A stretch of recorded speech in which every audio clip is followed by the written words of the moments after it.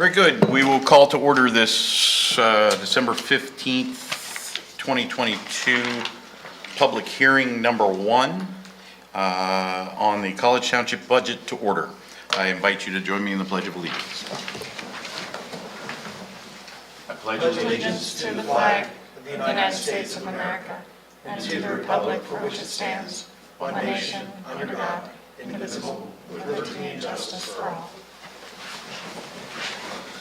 Public comments. Anyone sign up? Mr. Chair, there was no one that had signed up for to speak during the public hearing. At your discretion, we can move, either take additional comments online, or we can move into a quick presentation of the 2023 budget. That will be just fine. Okay, Mike, if you could assist. Yeah. 1 second here.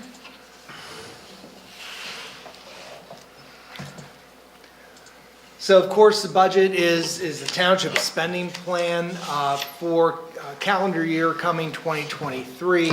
The good news up front is that there is no property tax increase that is required. Mike, if you want to move us along. 1 second there. This is by the way, this is the same presentation that council saw at the proposed budget adoption.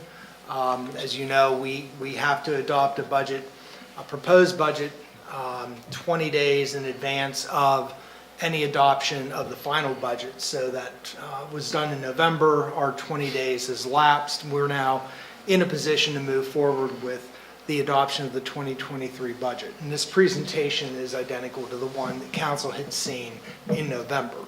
As I said, there is no increase in property taxes. We do describe some history here. We did have property tax increases both in 2020 and in 2021.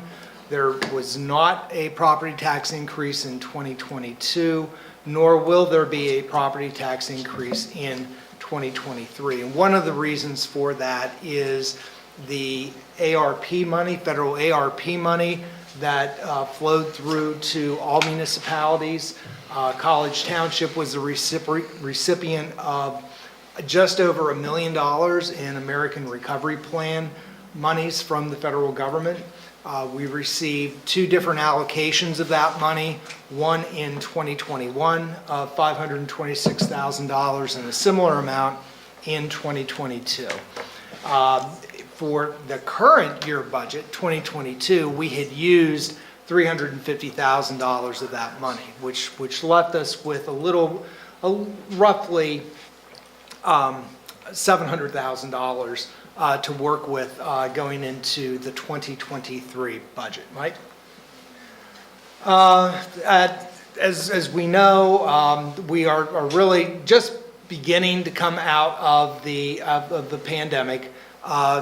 A couple of the contractions that we had made during the pandemic years, for example, in 2022, this current year, we had actually reduced, we had increased our hours back to 255 hours from 245 hours in 2021. Our typical police hours per week, 265 hours, and I'm pleased to report that the township will be allocating 265 hours, our normal allocation, in 2023. We had a nice recovery in our year-end fund balance. As far as lagging revenue line items, the most significant was the Penn State impact fees, mostly directly attributable to the lack of concert-type activity at the Bryce Jordan Center. There was very little of that. In terms of wages, healthcare, and our debt service, in 2022, it was a 2% COLA and a 2% merit that employees were eligible for, and we saw a 2.4% increase, just over 2% increase in healthcare costs. And we also had secured some additional debt to do some long-term capital projects. Mike? So, again, I'm not going to spend a lot of time. This is 2022, our current year. We had $10 million in budgeted expenditures. We had Our projected expenditures are a little less than that, so there was a savings there. Mike? So now, again, back to the 2023 property tax rate and the budget that we're talking about tonight. There's going to be some millage modifications, but the overall total millage will not change. That will remain at 6.10 mils per $1,000. So the general fund is dropping from this current year a little bit, and some of that is then being reallocated to other categories, specifically fire protection and the library. So, Mike? Lots of different funding sources here, property taxes, which again make up the millage rate that our residents pay, amounts for about almost 29% of our overall budget. We have earned income tax, local services tax, and a number of other smaller taxes that we actually collect, and that represents about 34% of our total revenue going into 2023. You can see long-term debt there is about 6%, intergovernmental transfers about 10.5%, our fees and charges for service about 6%, and all other sources of funds, whether those are grants, et cetera, about 14, almost 15%. So our total funding for 2023 is $9.7 million. As far as spending is concerned, our biggest expenditure, single expenditure, is police protection, which is $1.66 million. And again, that's at that 265 hours per week. And that represents 14.5% of our total expenditures. You can see debt service is about 5%, capital projects, almost 28% of our budget, and those are split amongst a wide variety, including road projects, sidewalk projects, etc. Our COG contributions actually went up rather significantly in 2023. It actually represents for College Township over 12% increase in what we paid from 2022. In the overall, within the balance of the budget, that percentage total that we pay to COG is just about 13%. You can see our payroll and benefits represent about 23% of all of our expenditures, and all of the other spending, which are IT, utilities, insurance, etc., is about 16%. So our total expenditure is $11.45 million. Mike? Some of the significant capital projects, you can see we have almost $400,000 in equipment replacements.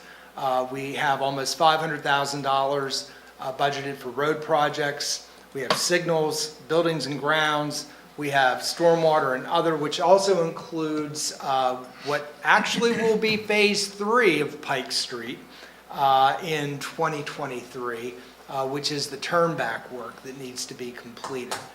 One of the ways that we were able to complete the current work that's just wrapping up on Pike Street was to take that road over from PennDOT, and in response or in exchange for taking over those responsibilities on an ongoing basis from this point forward, we received funding in the amount of $822,000 from PennDOT to make other improvements elsewhere on Pike Street from College Avenue to basically to Dale Street. So, and then Parks and Recreation as well. Those are not including the COG Park, Regional Park dollars. These are dollars that basically we are spending out of our direct budget. Mike?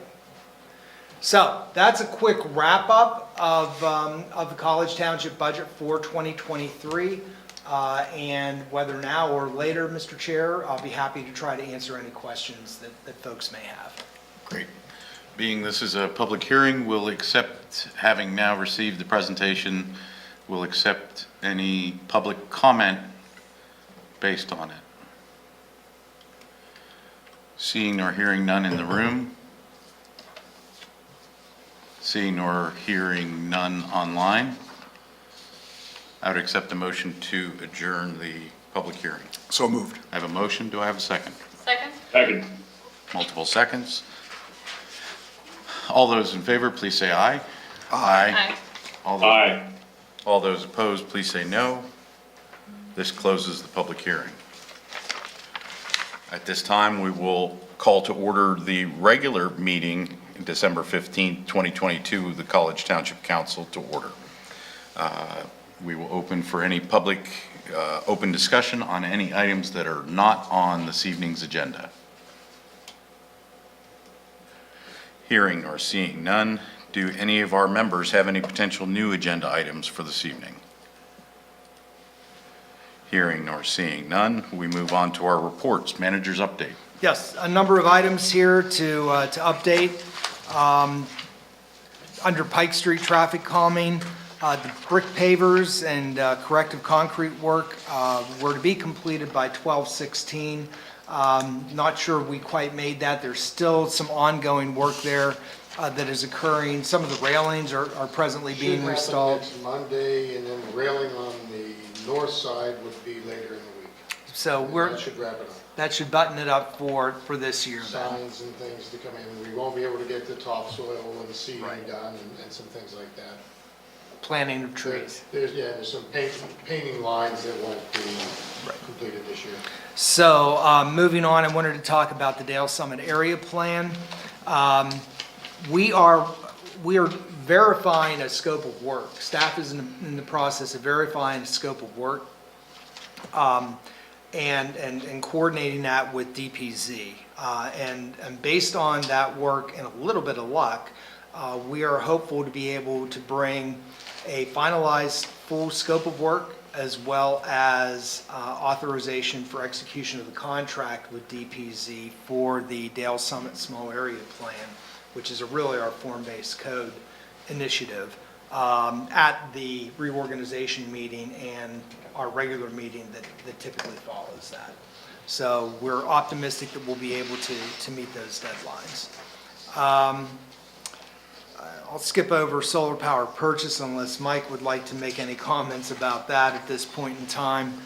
We have some delays, there's some complexities involved in the review of those proposals, so that has been pushed at least a few weeks. The Spring Creek Master Plan, we approved that plan at our last meeting, and all the final documentations are being submitted to DCNR so that we will be able to close out the grant element of that and receive our funding from DCNR. And in terms of Path to Campus, there has been no announcements from CFA, the Commonwealth Finance Agency, in terms of grant awards, and the next award announcement is anticipated in January, I believe. So that concludes the report. If there's any questions, I'll be happy to try to answer. Questions for the manager? Dustin, anything? Okay, Eric? Two, anticipate, have we heard anything from them that leads us to believe that, or it's just that's their next meeting or something? Yeah, that's the next meeting. I was hopeful that they would announce something in December, which obviously didn't happen. So their next scheduled meeting is January 12th. So we're hopeful. We're hopeful. Okay. Yeah. Is all the paving done on the streetscape project? The asphalt that's down is the asphalt that will be there? And Yes, and there's been issues with the roughness of some of the areas of the asphalt, and I'd like to point out that there's actually two pedestrian crossings where the road goes down and it has to flatten out for the pedestrian crossing, and then goes down again, so you get a bump at those. Once the striping is in, it'll be sort of obvious as to why that is. But there's a couple other areas where I've talked to the contractor. Once the plants open up again in the spring, we will review and see what, if any, corrective action is needed. Just for the record, I think it's okay. I don't, that was a challenging project and a challenging site to start with, and I don't want to lose sight of the ultimate goal here and what we've accomplished. I just was curious because that question had been posed to me by a couple of people. Yes, and I've received several calls on it, and that's my answer, is that we'll just look at it in the spring. It's a huge improvement over what was there before, and I've tried to convey that to folks, but, okay, thanks. Thanks. Carly, anything? I only had two, just one, a comment on the LTAC painting of the road and everything. I've been asked about that, so it's garnered some attention, so that's doing what we hoped. And then finally, I think we all read in the paper various news articles about the casino. And all it did was allow, please confirm it, all it did is allow the process to continue. It hasn't been approved, and I think. That's correct. So we'll have that updated for our next meeting, but that, to read the articles and the headlines, you'd think that it got approved, but it hasn't. Okay. COG, Regional, County, and Liaison Reports. Anybody have any meetings other than Rich? Lucky you. Okay. Well, the only one I had was a good one. It was the Executive Committee that canceled the general forum for December 20th. I hope that doesn't break anybody's heart. But we did throw out some things. I put on the radar of my successor some things. One of them with regard to Whitehall Road, in that, to get a reporting tract for the mitigation tract of our project, and then another one that when we get on the other side that there. This is your successor, COG exec. Correct. As COG chair and executive committee. And that's the borough next year. Correct. And as well as, I think some answers are owed from an accountability tract of how we got into that position and everything. And what is most importantly, what is being done to prevent it from happening again. So that's coming. We did have the executive director's evaluation in executive session, so that has been completed. And there was a couple other that are going to come up next year. One of the ones that I suggested is that we need some clarification on the solicitor situation, because I know I felt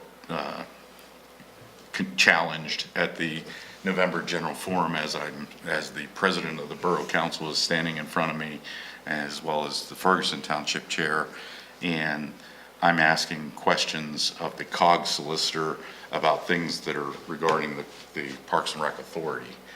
So I had one guy wearing three hats in front of me, and that made it challenging. So I think that needs to be looked at in the new year. Because he serves all of them. Correct. Got you. Correct, yeah. I felt the borough president couldn't benefit from the advice of his solicitor because he was standing there as the COG solicitor at that time. And there was a suggestion that there was a concern regarding the authority. And so we couldn't talk to the COG solicitor too much about that until we understood what it was. So that was something else I threw out that goes. The other one, I think finance met after our last meeting. The main item on that was to look at the 2024 budget process. I thought we had a very good discussion on it, and identified some things. We do have some things that we're going to research, some things that we can implement immediately, some things that we need to research about the ramifications, and then things that we need to look at in 2023 going forward. So there'll be a lot more on that before it's all said and done, but the reality is the budget cycle starts again in February and March. So Yeah. good times. Hey, Mike and I did participate in a significant milestone event for the MPO strategic plan. Both Lucy and facilities were canceled, but we spent half a day, Monday, December 5th, in MPO retreat, which was the culmination event of a three-step process that involved a survey, focus group session, and then the retreat. And I was pleasantly surprised at the turnout. Of course, we knew ahead of time we were getting a good turnout, about a dozen MPO members, well, about 10 coordinating committee members and about 10 tech committee members, and then 6 ex officio members. College was well represented. Mike, along with Dan Cleese as a former chair, participated as ex officio. And the consultant, PennDOT, under contract with PennDOT to do this, to facilitate this, was Michael Baker, and I forget who Paul worked for. But they partnered together, and they did a really good job, I thought, helping me structure, and then they did all the facilitation. And we had good, healthy engagement, something that's not happened in any kind of structure as long as I've been involved in the MPO. And really, the discussion was, the discussion, the engagement was in 3 areas, for the most part. 3 areas where we needed to get some opinions. The first one was governance. See, some things are, Universal. well, you know, it's nothing's changed in 20-some years, so it was time to revisit that. It wasn't necessarily because anything is wrong, but it was just time to talk about it. We talked about things like equitability to the stakeholders in the regions under the current structure and representation, division of responsibilities, you know, between the tech committee and the coordinating committee, coordination, and basically, do we have the right people? And that was a good discussion, and that took about half the retreat, I guess not surprisingly. And then the other half, the second half, we covered operations and outreach and stakeholder involvement. And under operations, this was the stuff that we do year-round: project ranking, orientation, you know, onboarding folks, terms. You know, we're appointed for 2-year terms. Should they be longer, given the length of the projects we undertake? And then we had a robust discussion on hybrid meetings. And I think all the municipalities will be having some level of discussion regarding hybrid meetings in the future. I think tonight's a perfect example why we have to retain the option for hybrids. And then under outreach and stakeholder, you know, are we doing everything we can or should be doing to keep people informed and engaged? So I thought it was good. The consultant will take all of that discussion. We tried to reach some kind of consensus on all of those. Most of those, I think we did, and put those into recommendations that will be included in the strategic plan over the next couple of months, with the idea, again, still that the strategic plan will be adopted, hopefully at our June meeting, in time to prep for any structural changes that have financial impacts for the 2024 budget. Mike, you were in a different subgroup as me. You saw things any differently? No, you captured it very well. You know, the MPO is a complex organization and continues to be so, and continues to, in my opinion, get more complex given the different forces at play. So you know, I was always in my past life an advocate for this at some point in the MPO, and now as they get close to a 20-year milestone, it's a good time to reflect and see how you're doing. And ultimately, you know, my opinion is the MPO continues to be a good organization, continues to do great work, but like any organization, there's always opportunities to get better. So. Yeah, I have to say that we had, I think, 5, 6 ex officio members, Mike being one of them, and his contributions were invaluable. I'll just leave it at that, along with Dan's. Yeah. Dan's came with a little bit more emotion and passion, but together, Mike and Dan provided, like I said, invaluable context to the discussion. So that was it. That's it for my report. Okay. Carla, did you have any? No. Dustin, do you have any? I had no meetings, but I did have the update that I sent out to you guys about the hiring of the fire director. So that will continue into 2023. Okay. Current fire director set the bar pretty high. Absolutely. And just to be clear, the emergency management coordinator, Sean Kaufman, will be the acting fire director as of January 1st, 2023. Okay, any other reports, regional county liaison? Anybody with anything on PC? PC met December 6th, pretty light agenda. They went over the draft of the annual report. There were a few tweaks being made, and that should be coming to council for review at some point in the near future. Okay. Diversity, equity, and inclusion reports. As always, we invite the public to share in this reporting segment. Does anybody have anything to share under that guideline? Mike? Just one note from the last meeting, I mentioned that I had an anti-bias coalition meeting scheduled that was postponed unexpectedly. That hasn't yet to be rescheduled, but once we have that, I'll be sure to give a report out to council. Excellent. Any other for diversity, equity, and inclusion? Very good. We'll move forward to our consent agenda. The consent agenda for December 15th consists of the approval of the minutes from our November 17th public hearing, our November 17th regular meeting, and our December 1st regular meeting. Under correspondence, we received items A through O as shown in the agenda.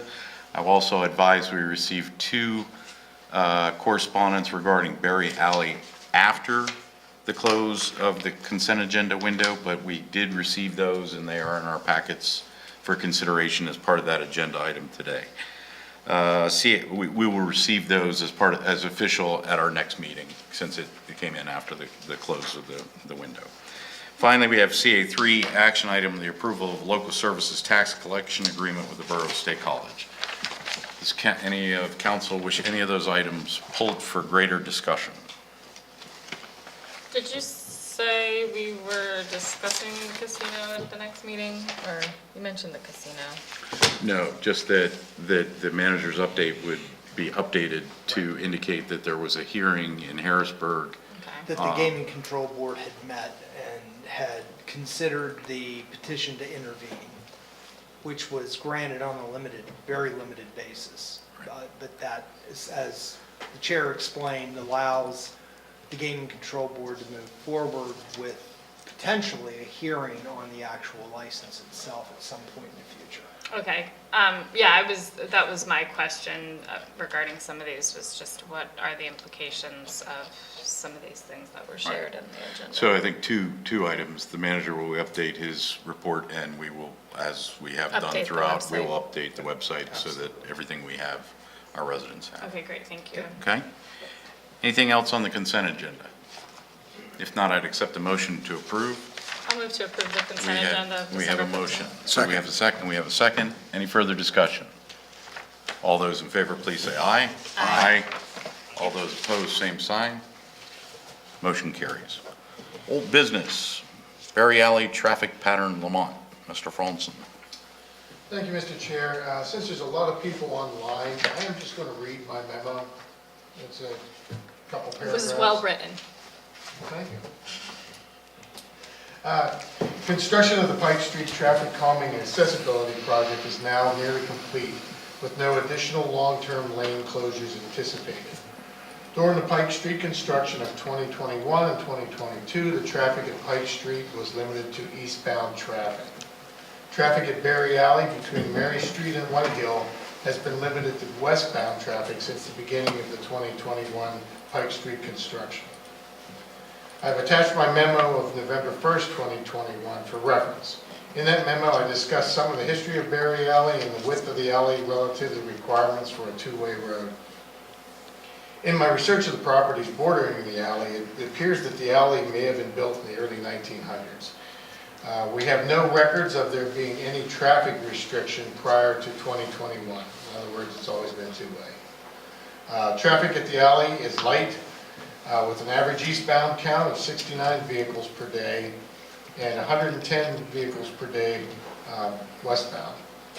And that was actually taken just before we paved the alley back in 2011. State College police records for the last 11 years indicate that there has been no traffic incidents at the alley. However, 12-foot wide pavement with that Berry Alley is not sufficient for two-way travel.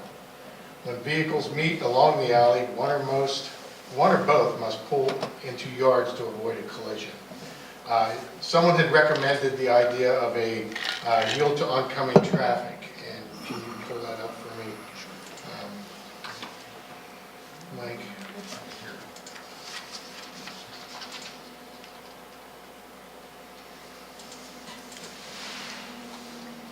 Is this the one that's in our packet, the diagram? Yes. Okay. Okay, the back one. Or not, I'm sorry, that's right. Here's a typical example of a yield to oncoming traffic situation. In this case, I'm showing a bridge, a single-lane bridge. Each side of, each approach to the bridge would have a yield to oncoming traffic sign. The sign would be far enough back that a vehicle that's coming from the one single lane could then merge onto the two-lane wide without any interference. So, I mean, in this case, vehicles on each approach have a good look ahead to see through to where they would see if someone's already there. With the situation at Berry Alley, it's a little different. Next one, please.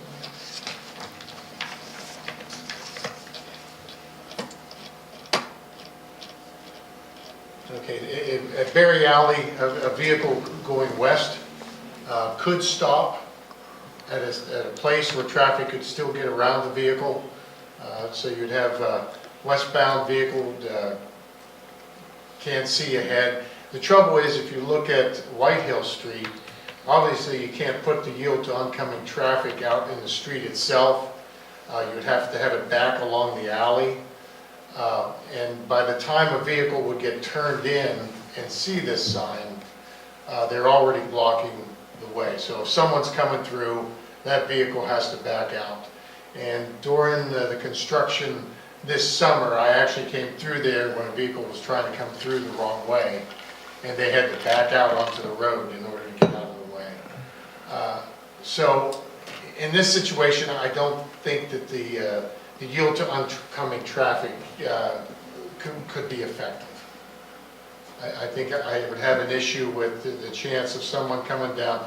That's a smart car going down that Berry Alley, by the way. But if you're out on White Hill Street, you may not see that vehicle is already in the path, and you pull out onto Berry Alley, and then you have to back out, and that's a very dangerous situation. Or if they do see them, they're sitting in the middle of the road, or in that lane, waiting for that vehicle to come out. The chance of a rear-end collision is there. And I'd just like to point out, the traffic during construction was way higher than, but I did not include any information on that because that's sort of insignificant. It has no bearing on what the situation would be when the traffic is two-way again. We had around 800, 900 a day coming the right way, and about 30 a day going the wrong way. But I would anticipate that once, now that the construction's over, your traffic probably would be pretty close to what it was back in 2011. But weighing all this information, I have to recommend against making it two-way. The fact that you can't have two vehicles pass each other just, I think creates a dangerous situation, even though with the low amount of traffic, it is a small amount, a small issue. Okay. Questions for staff from council? Just to clarify, Don, took it down, sorry. I can put it back up.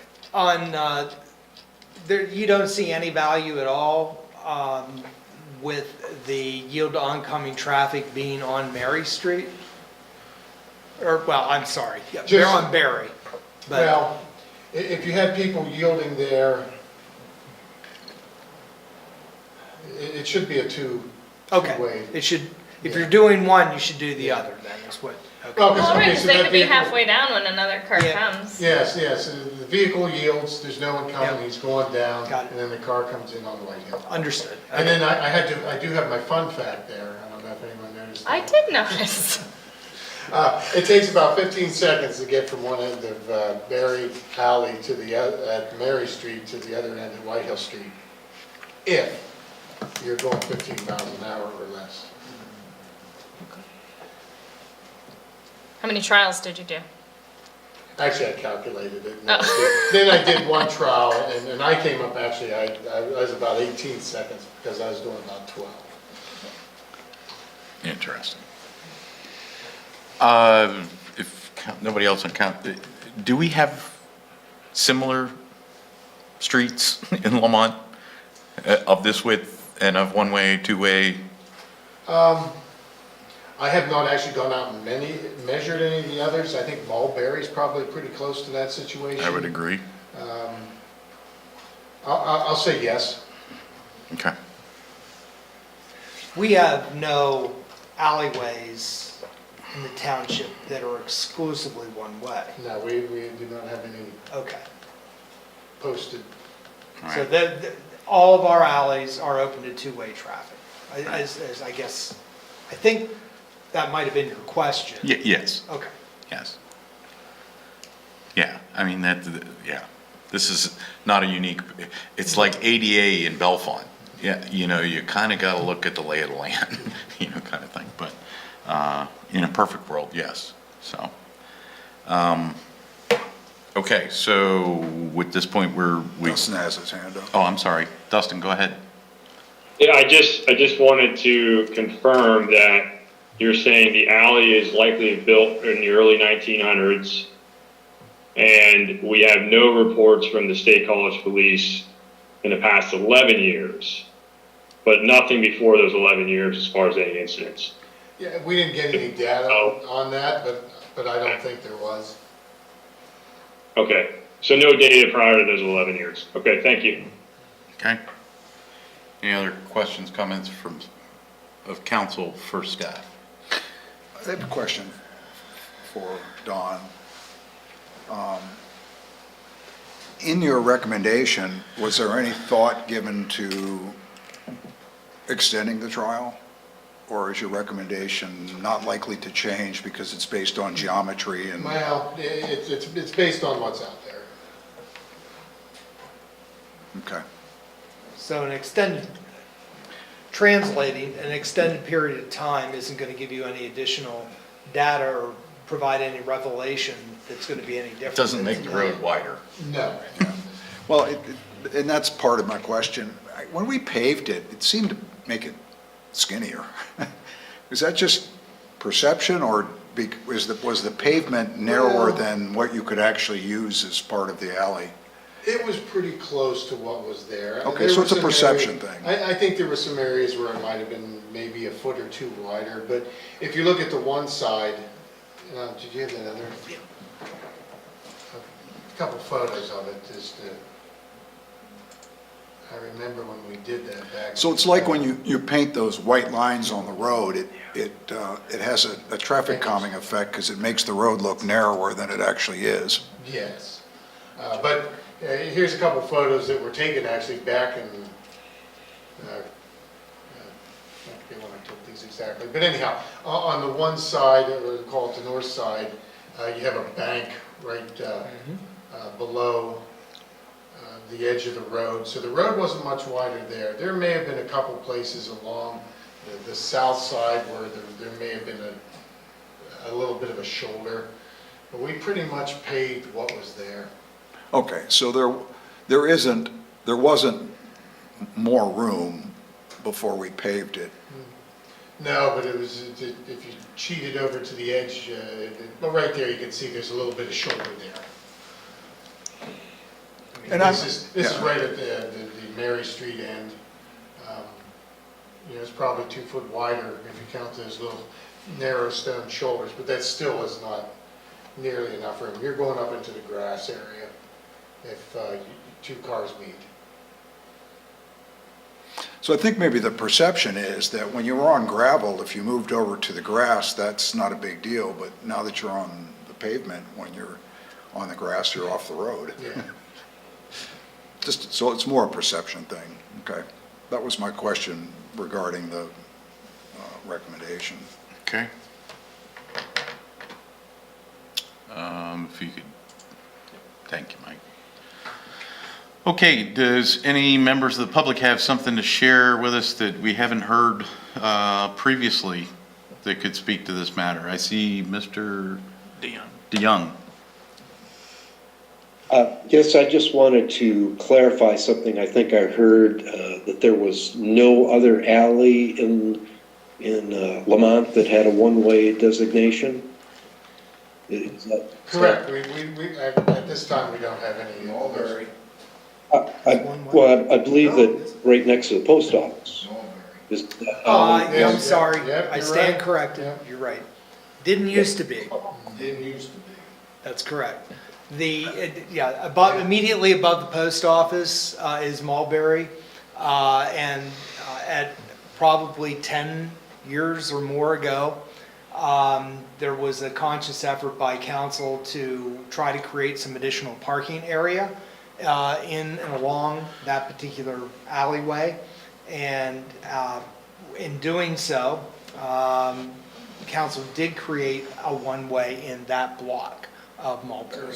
Parking for the post office. That's correct. So thank you, you are correct. So that is the only other one-way that I am aware of, alley that we have Yeah, that was so in we the could have township. parallel parking both That's sides of the exactly road, right. Because That's up exactly until then, we had 2-way with parallel parking one side. On one side, that's Yeah, I correct. forgot about that.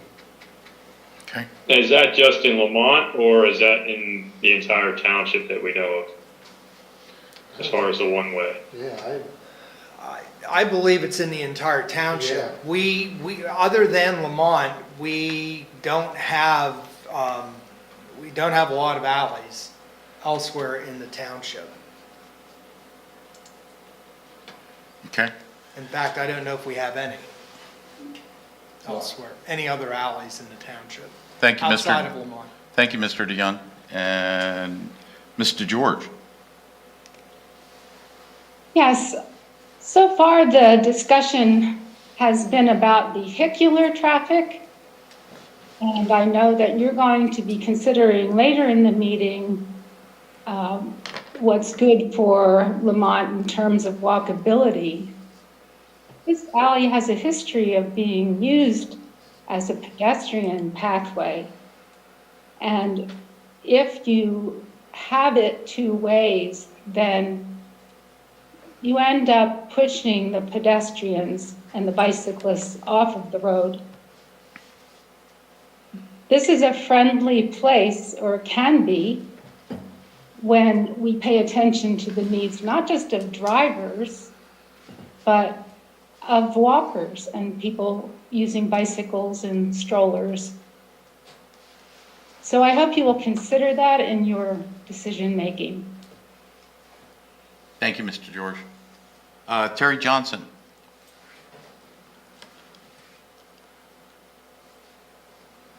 Thank you, gentlemen, and thank you for the lovely work you've done or facilitated in Lamont to make it more walkable in general.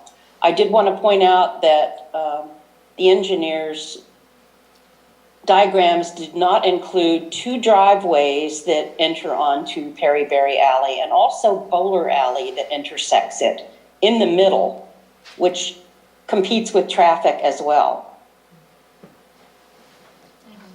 And that would be, one of the properties is Mel DeYoung's and the other belongs to my neighbor on the other side of me. And then Bowler Alley, which I have to use daily. So that is more traffic coming into that alley than just a straight shot from Mary Street to White Hill. And that's all I had. Thank you. Appreciate it.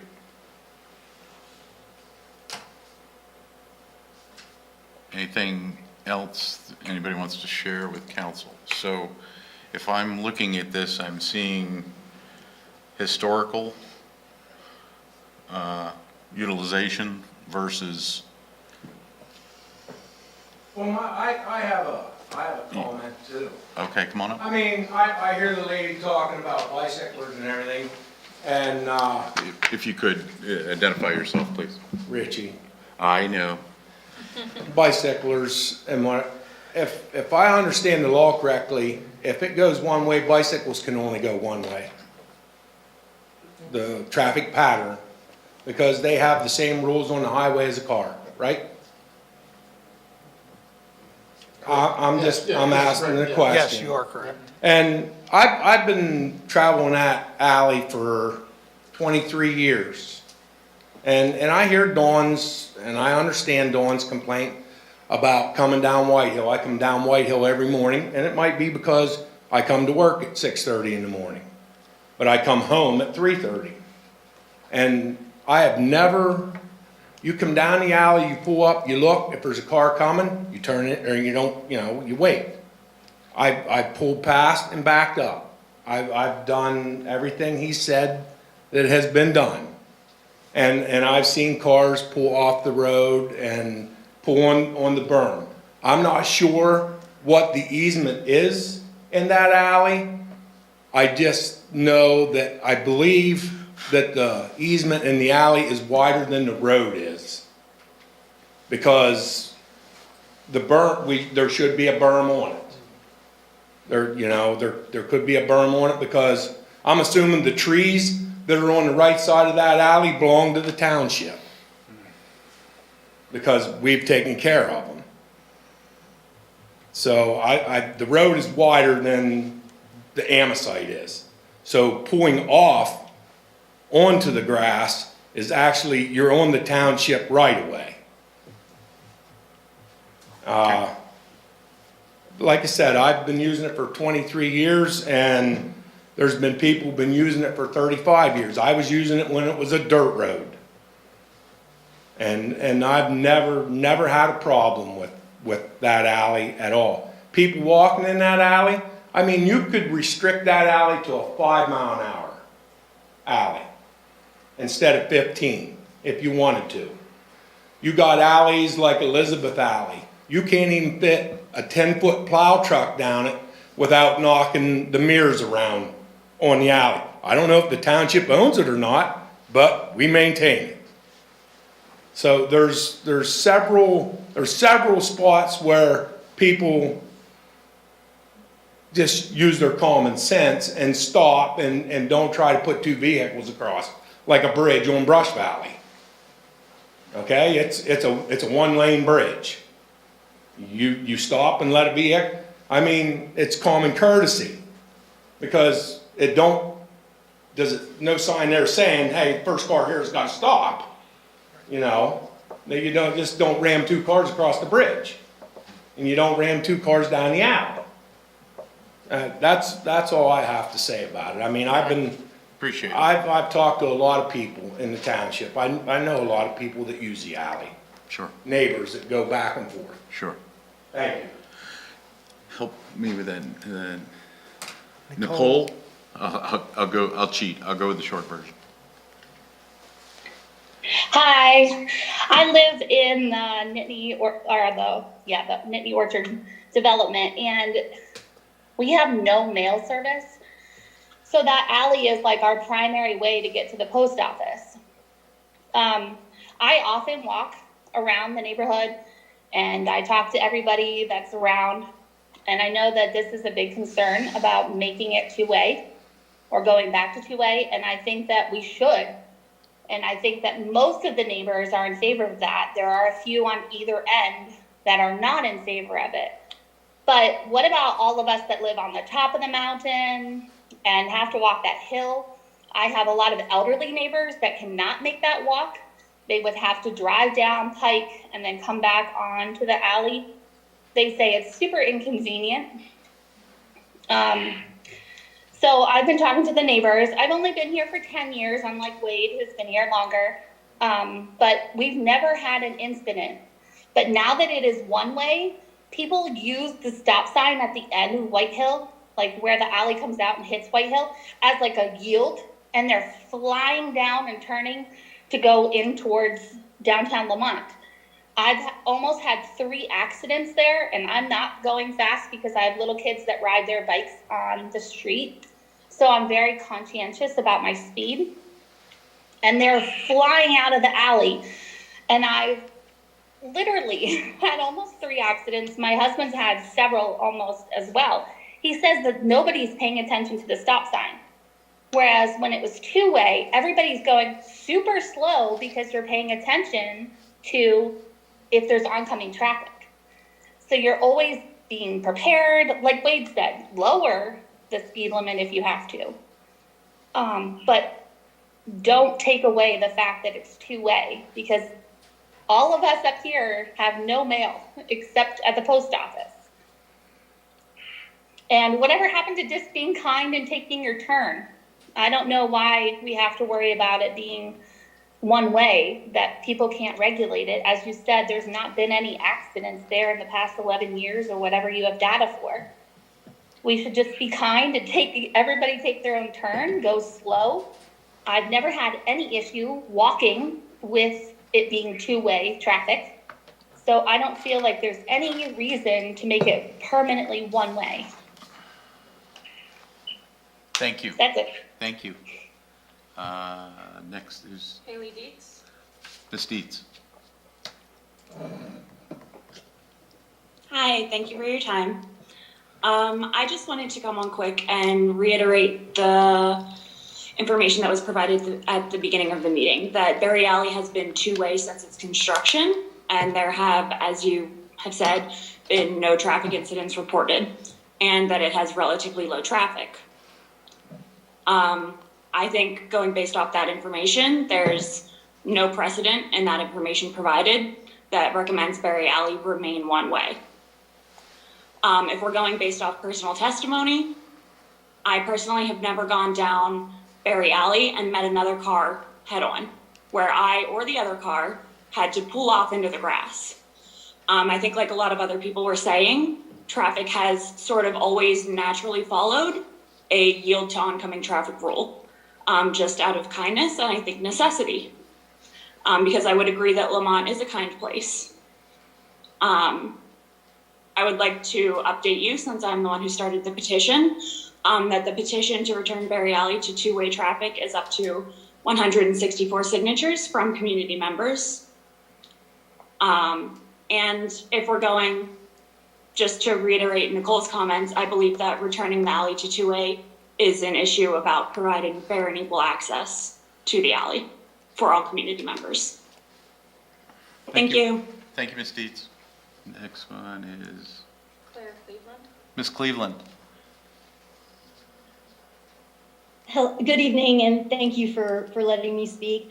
I just want to refresh the council's memory of my presentation that I made back in October, I believe it was 2021, where I showed numerous photographs of people pulling far beyond my property boundary into my yard, and that this idea of courtesy and this idea of people never coming down the alley when another car is coming is false. And that I have shown evidence of this occurring, and I have shown evidence of people doing it previous to October of 2021, and also of people doing it since it has become 1-way when people drive illegally down the other side. So the idea that people will be courteous and have a new behavior change from what had previously been done is really hard for me to believe. So, yeah, I just want to say that, yes, people definitely have many times, often on a daily basis, pulled off into the other, different sides of the alley to pass one another. Frequently, cars are passing one another on the alley. And as I have said before, I have shown video evidence of that and evidence of that previous to any of the construction happening on Pike Street. So I just wanted to make sure that the the council was aware of that and had that information, as I said, was already on file with Donald Franson. So thank you so much. Yes, Ms. Cleveland, thank you. We do have that. Let's go to Sierra Fleck first, and then back to Terry Johnson. What about Joanne? Joanne went after those two. Mine is just a very quick comment. I would just like to be another testimony that I've been driving down that alley for 15 years, and I have never passed another car coming the other direction. I've never pulled off the road and passed another car actually in the alley. And I've been driving down the alley for 15 years. So I just wanted to be another testimony. Very Thank good. you. Thank you. Ms. Johnson, since you already spoke, let's go to Ms. Schaefer first. Thank you. Hello, everyone. I'm the newest kid on the block. I've been here just a little over 5 years. And I'm not going to add to what I already wrote. You guys can certainly read. I just want to let you know, I have certainly, for the Pike Street construction, turned off White Hill, what would be the wrong way, coming in that direction, and frequently that car couldn't see until I had already turned onto the alley, as Don mentioned, and had to back out onto White Hill Street. So it has happened to me. And I just want to take the opportunity for our poor township engineer has been in one heck of a position. And I just want to say thanks for the time and the patience. Thank you, Ms. Schaefer. Ms. Johnson?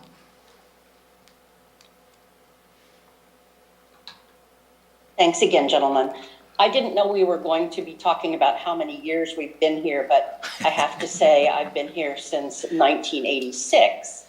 And I have seen Claire's photographs of the two-way traffic on the alley. I have many times, before I learned to go around the block and to follow the one-way, have had to back out onto White Hill Street into people who were behind me because there was someone else coming down the alley.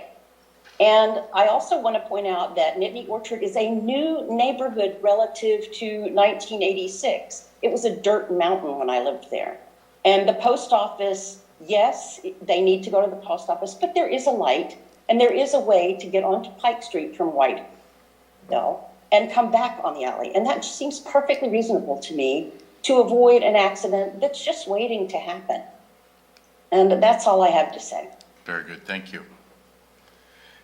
Clearly, there's a lot of anecdotal evidence both ways and everything. At the end of the day, council has to make a decision to the manager. Are we looking for a consensus, or are we looking for a motion and action? I think you need to have a motion because Very good. we need to have a direction Understood. relative to the, whatever the Yep. traffic controls are going to be. I had a question for Dawn, and it's refreshing my recollection. Do we have either end of the alley posted as local traffic only? No. We do not, okay. I know from time to time that we have fielded here at the township concerns, calls, consternations relative to delivery trucks and UPS trucks and FedEx trucks and other types of vehicles there. And I just was not sure whether or not we had ever posted that in that fashion. We have not. Okay, all right, thank you. Did you have comments, ma'am? I do. Okay. I do. My name's Crystal Dietz, and I, along with, like I said, my daughter Haley, we started the petition because when this project was started on Pike Street, I was under the understanding when that work was completed that it was to be reinstated, that it was to go back to two-way. So was that in the verbiage of the Pike Street original contract, would be my first question. No. No, that was No, not well, in the it verbiage. was, I will say that, if I may, Please. it was discussed, but what was ultimately decided was that the final determination about returning the alley to two-way would be made after the completion of construction. So that had been discussed, but it had been essentially delayed until after the construction, which is where we're at right now. Okay, so. And regardless, it is always within council's purview. Absolutely. Okay. So what special documentation or what special things did you, the township, need to do to have that made one way for construction? Well, when we started to work at Pike Street, with traffic being limited to one way going east, we needed a couple for that. And the couple is we needed one road to take people west, otherwise no one would be, you'd had to go all the way around to our detour up at College Avenue, down College Avenue, down Elmwood. So we didn't want to inconvenience residents with a much longer detour, so that is why we made that one way. Okay. I also have just a comment about that choice. Being that I couldn't go down the alley like I normally had two-way to get to the post office or out First Avenue, like my husband travels to work, to and from, okay? So instead of allowing me to go down that alley during the construction, you made me go down to the red light, take a right, go through a construction area, okay? Through workmen, through trucks, you know, heavy equipment, machinery, through it every day to get to the post office. So how is the safety of those workers on that street when all of that traffic could have been on the alley, like it originally had been since 19 whatever? Well, in my opinion, with the barricades that were along Pike Street, that was as safe a condition as you could have. Okay, all right. Well, like I said, I traveled it to the post office and many, many times had to stop for construction people backing, you know, men standing right along the road where I was driving. And I'm a good driver. I'm gonna say some 96-year-old, you know, really going through there may not have been so good. So it's just, you know, it's my opinion that putting people through that construction area versus letting them go down the alley was, in my opinion, not a good idea, okay? Like I said, I thought the alley would be reinstated to two-way traffic. That was what prompted us to start the petition, okay? To date, like I said, we have 164 community members who agree that it should go back to two-way. With that being said, the woman mentioned her photos. I know a lot of people, maybe some of you have the home things where you put them at your front door. You can see your children coming home from school. You can see the upsman making deliveries. Since when is it okay to use those same cameras for the alley? To spy on people coming this direction and going that direction?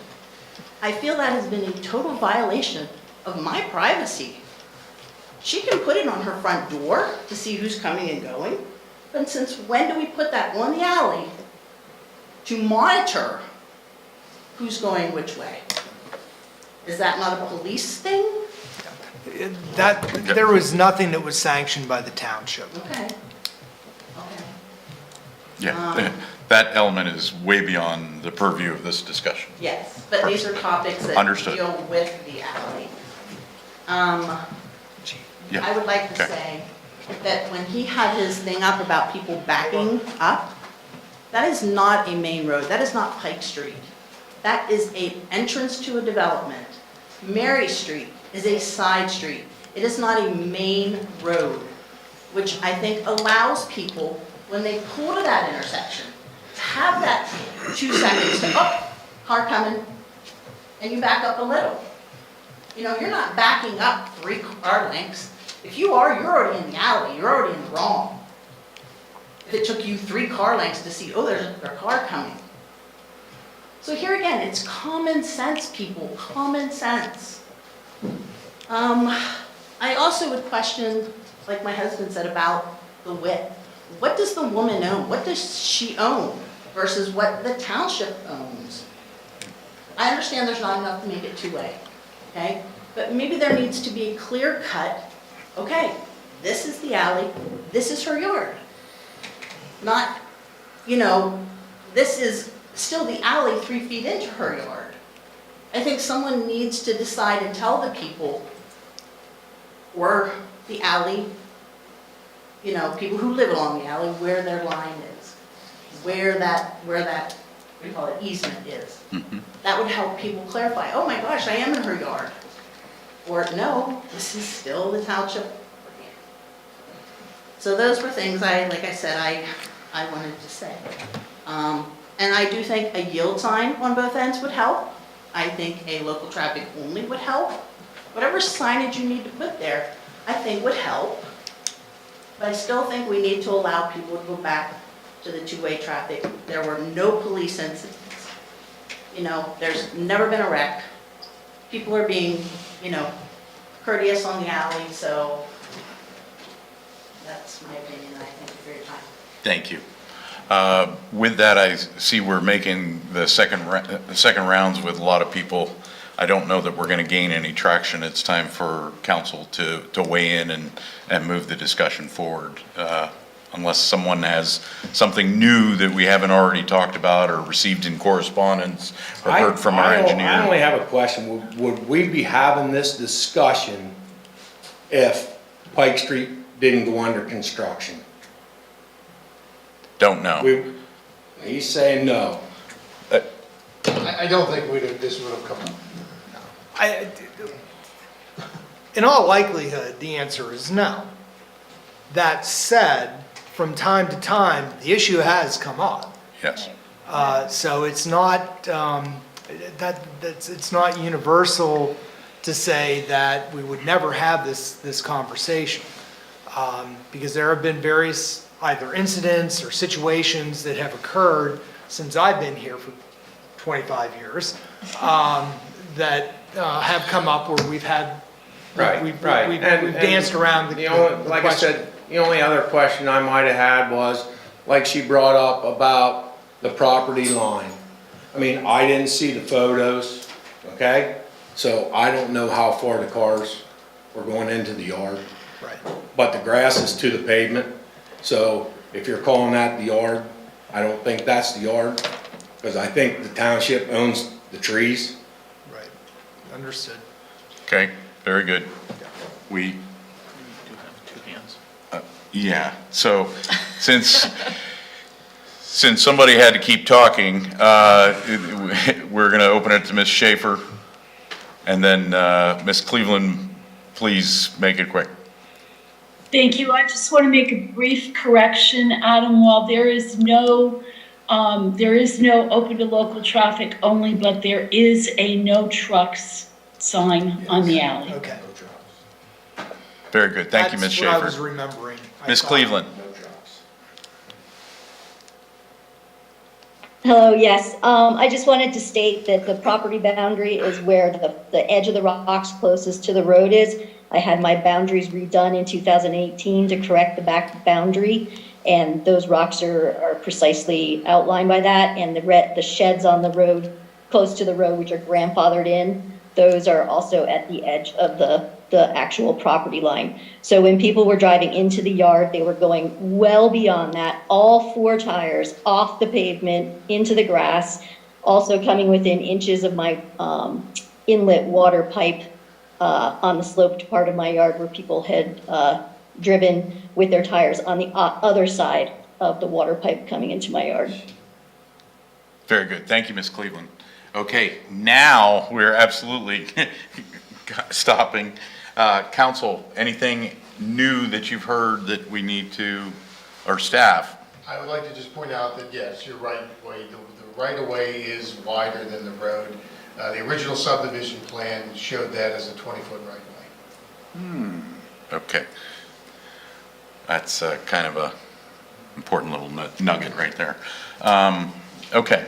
Any other questions for staff based on what we just heard through public comment? Dustin, I think I see a hand. I'm are we making any comments on ourselves at this time, or are we, when do you want to do that? Our comments on the subject? Yeah, us from council, yeah. Yeah, that's who I'm asking. Do you have, so you don't have any questions for staff, you'd like to make comments? That's it. Yep. Okay, you started. Oh, okay, excellent. Okay, so I do have a bit of an opinion on this, having both lived in, both sides of the alley on Portland Avenue and now living on Mount Nittany Road and dealing with the inconveniences of, I could see, either way, one way. So, I tell you, I guess my opinion on this comes to, I see no overwhelming evidence to change from the normal traffic pattern or that which has been established before. And I make a couple points on that. One, there is no precedent. The only other one-way created in Lamont was created to create parking. There are narrower alleys elsewhere in Lamont that are not one-way. There are no recorded safety issues in the last 11 years. There's overarching public support for the two-way, it seems. And why defer to the original two-way with what seems to be a bit of, mostly anecdotal evidence to me? However, this does not mean that I'm not in favor of improvements. It sounds like we may do well with some curbing to understand where the easement goes and where it doesn't go. Widening and understanding the easement for the shoulder as well. Speed limit reduction or even other signage. That's all I have. Thanks. Great. Any other council have thoughts they want to share with the rest of us? I could jump on that, I guess. Okay. First, let me say, somebody mentioned decisions based on consensus or votes. That would be too easy. It wouldn't need us. Just put out a survey monkey, we've been through that enough times. Our job's a lot harder. Also, there's no right to privacy on a public road, despite what you might think. If you're out on the street, and the police have cameras out there on a public street, you've basically forfeited your right to privacy. I know we weren't involved in all of that, but I just want to make that clear because people, I run into that from time to time. I read everything, all of the emails prior to this coming out, and I've read the ones since the packet came out. And before that, I could have gone either way on this. Since that, I could have gone either way on this. In a general sense, I think, this is what has been talked about. Dustin, it's convenience, safety. We've created an inconvenience, and on the other hand, if we don't stick with the inconvenience, do we create a safety issue? So to me, I don't want to oversimplify it, but that's where a lot of the comments and concerns seem to fall under one of those categories. I appreciate the engineer's comments and recommendation. I would expect that recommendation from an engineer. That's what we want. We want a recommendation for what it looks like on paper. And then we then take all those subjective, less easy to define variables and put them into play. And all of them have come out tonight. Everybody has brought to our attention those variables. So I think that's where the hard part comes. Ordinarily, I would side with safety, if all things were equal. I think you have to, because the inconvenience isn't that great, ordinarily. But what we've heard tonight is we have a long history of a pretty safe alley, even with the two-way. So while I could still go either way on this, and I'll support whatever the consensus of the town, of the rest of the council is on this, going off what Dustin said, I too support improvements. If we do indeed have a 20-foot right-of-way there, is there an opportunity, we don't have to answer this tonight, but this would be for consideration in whatever we decide, is there an opportunity to add an additional 8 feet of pavement or compact gravel at some point to have room to pull off without pulling into somebody's lawn or garden or whatever. In other words, if we decide to go with this, go back to two-way or return to two-way, could there be an opportunity to put a 10-foot by 8-foot pull-off, so to speak, so that there would be an opportunity for somebody to pull over on an improved surface and let somebody else go by? If I'm doing the math correct, 20 feet is enough room for 2 vehicles to get by. We have some cartways that are 20 feet. Well, the problem is, I believe the existing cartway goes down the middle, so that you would have 4 feet on either side. So you'd be looking at some adjustments to the alignment of the alley to do that. And then there's some topographic slope issues that, you can put 4-foot widening, but once you have your toe of slope, all of a sudden you're going out beyond. It would have to be looked at. And like I said, The short answer. it only came up as a result of the discussion tonight. And I assumed it'd have to be 4 feet on either side. So both folks would be pulling over at that point.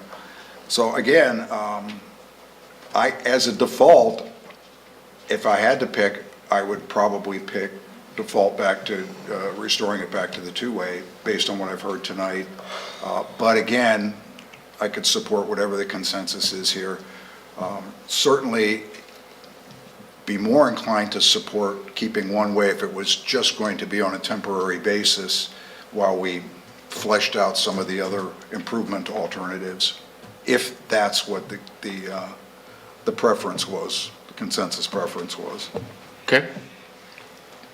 You got anything else on top of those two? Yeah, I mean, it's funny, I find this very difficult. I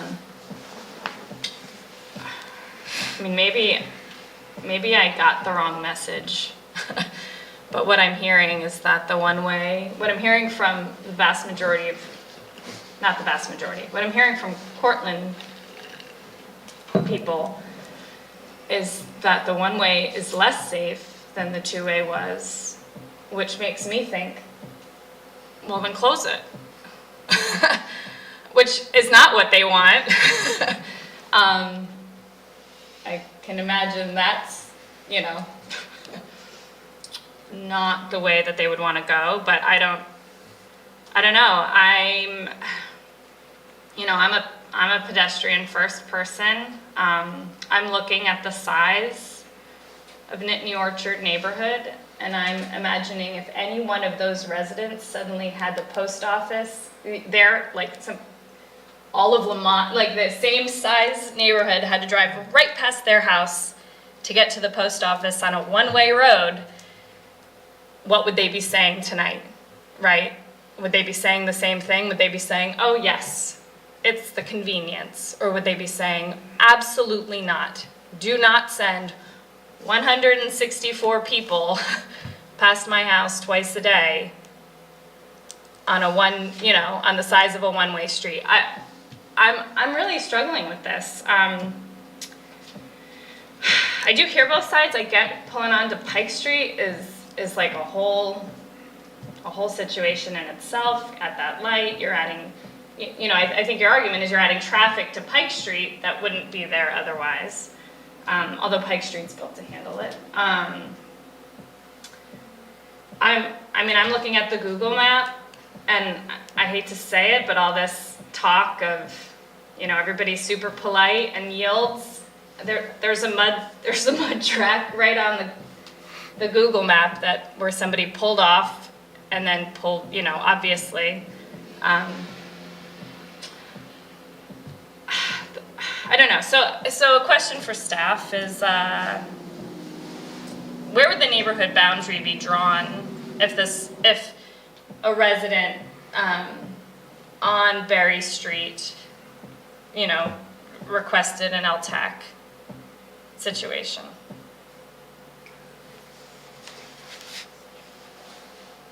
I don't know, without really thinking about it. I think it would include all of Nittany Orchards. Yeah, I think it would too. Orchard. You think it Um, would? Well, They would be impacted. And that's how we're drawing up the boundaries, like, with, up on the hill here, we included Cottonwood. Technically, Cottonwood isn't getting any of this cut-through traffic.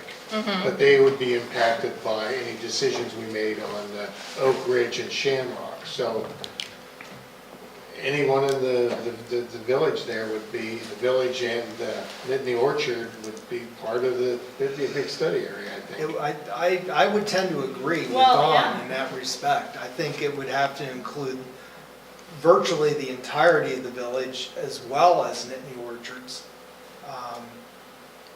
Just because that is the overriding impact area.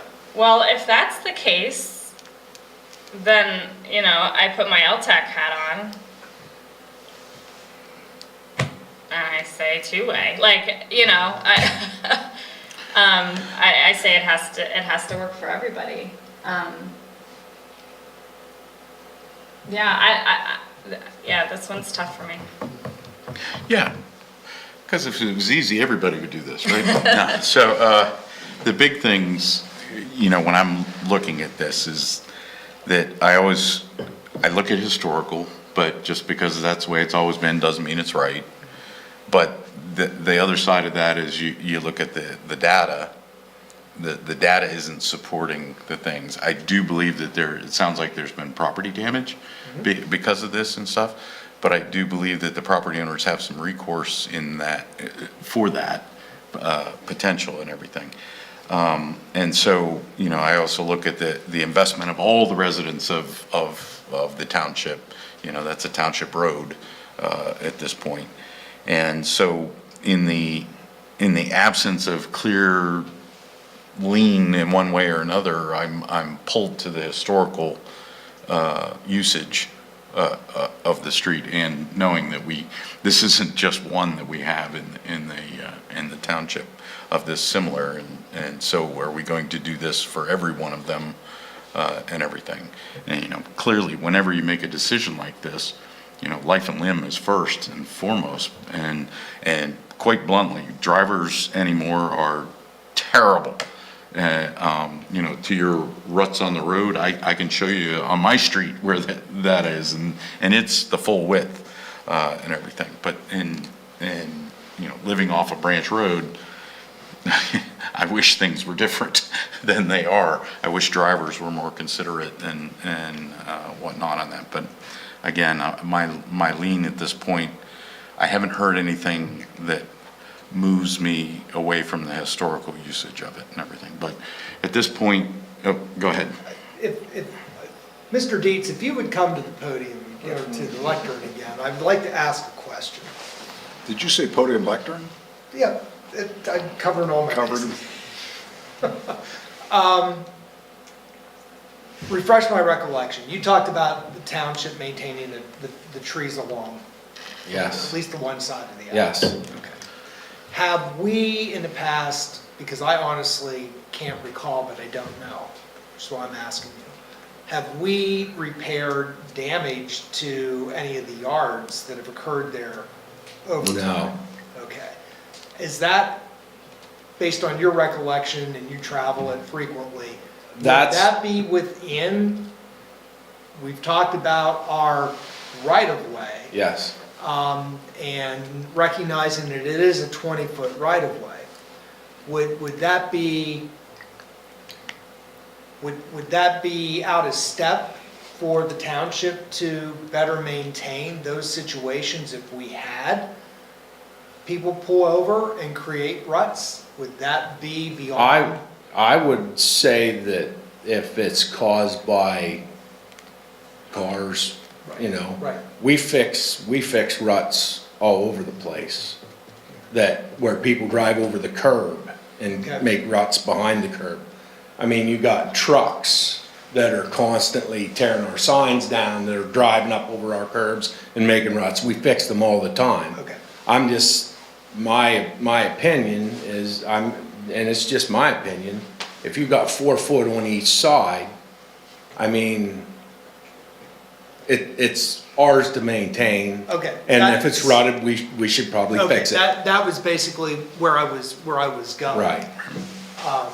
So I think that, yeah, Don? I would like to point out, I don't know that that is exactly in the middle. Well, even 2 foot. But 2 foot, 3 there foot. is some on either side. I do know that. Let me clarify my comments, is that I don't think we've explored all of our options, all of our tools to look at that section. I think we can do more things and Yeah, should do. if I could, are you done? Yeah, no, go ahead. Yeah. I'll If we're- yield. If we're leaning towards two-way, I want to go back to my comment about the improvements.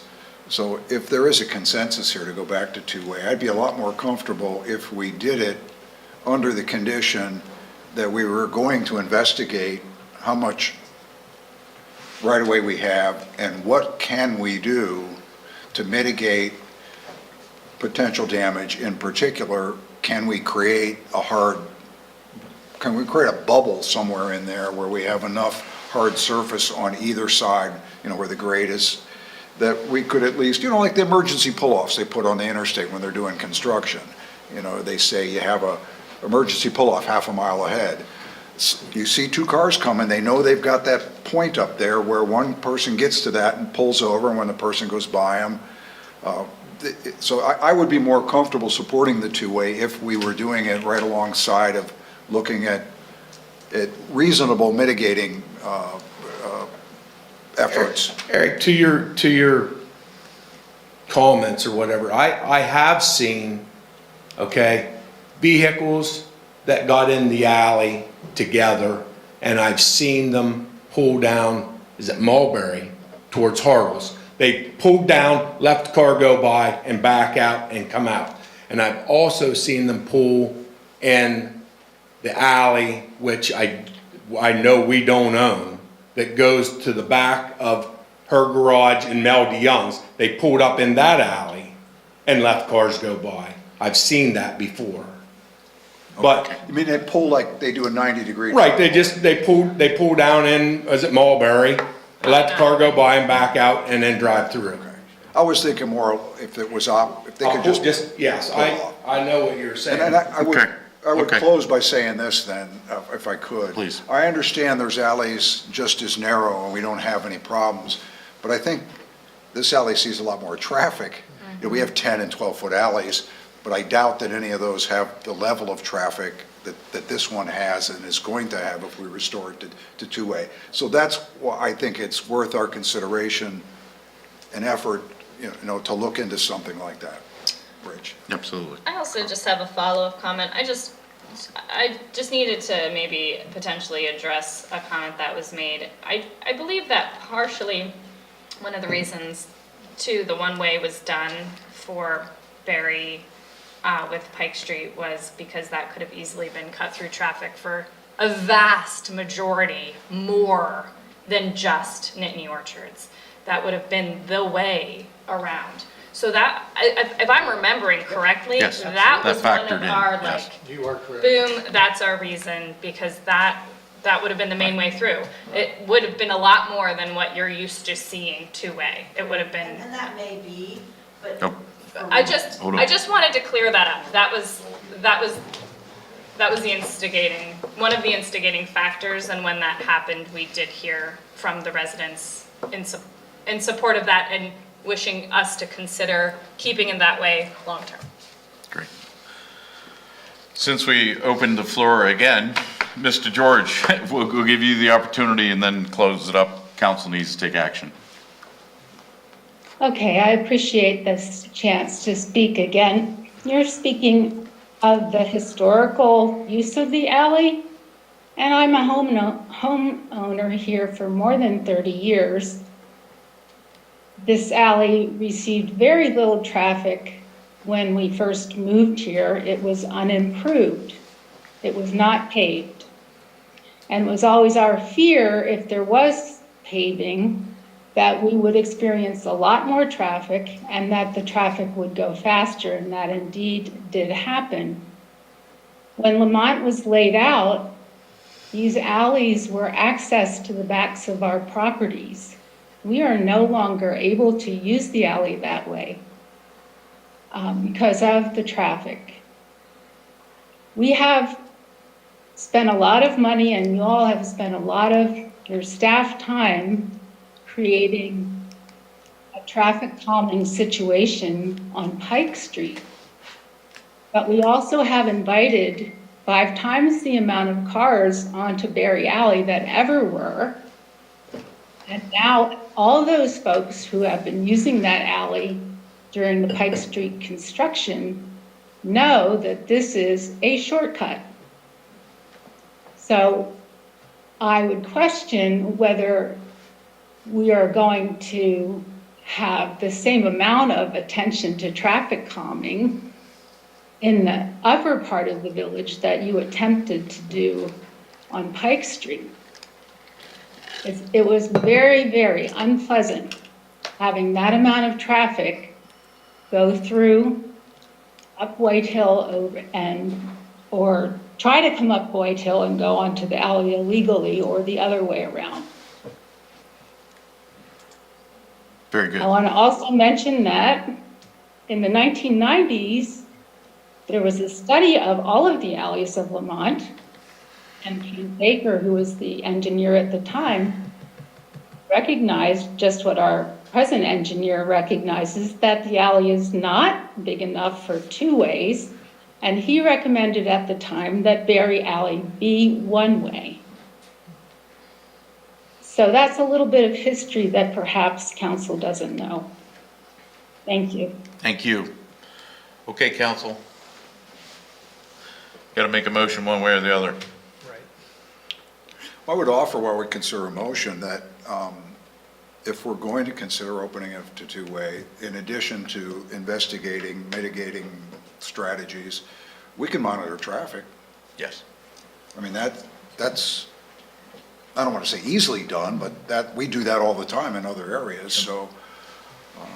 And am I correct that those temporary LED speed signs track?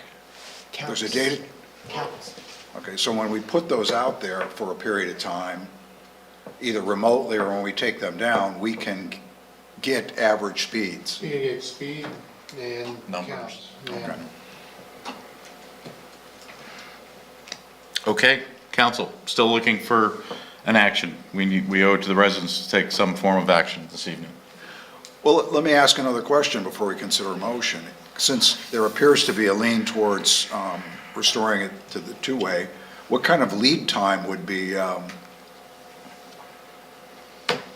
is there a lead time? Is lead time a question, a concern? Don and I had a theoretical conversation about this earlier, well, actually, just yesterday. There's no reason that it could not be almost immediate. And the almost is, given the current snowfall and the clearing that will go on tomorrow, that probably nothing could open until after Monday of next week at the earliest. I think we'd want to have a sign on the Mary Street end, something to the effect, be aware oncoming traffic. Sure.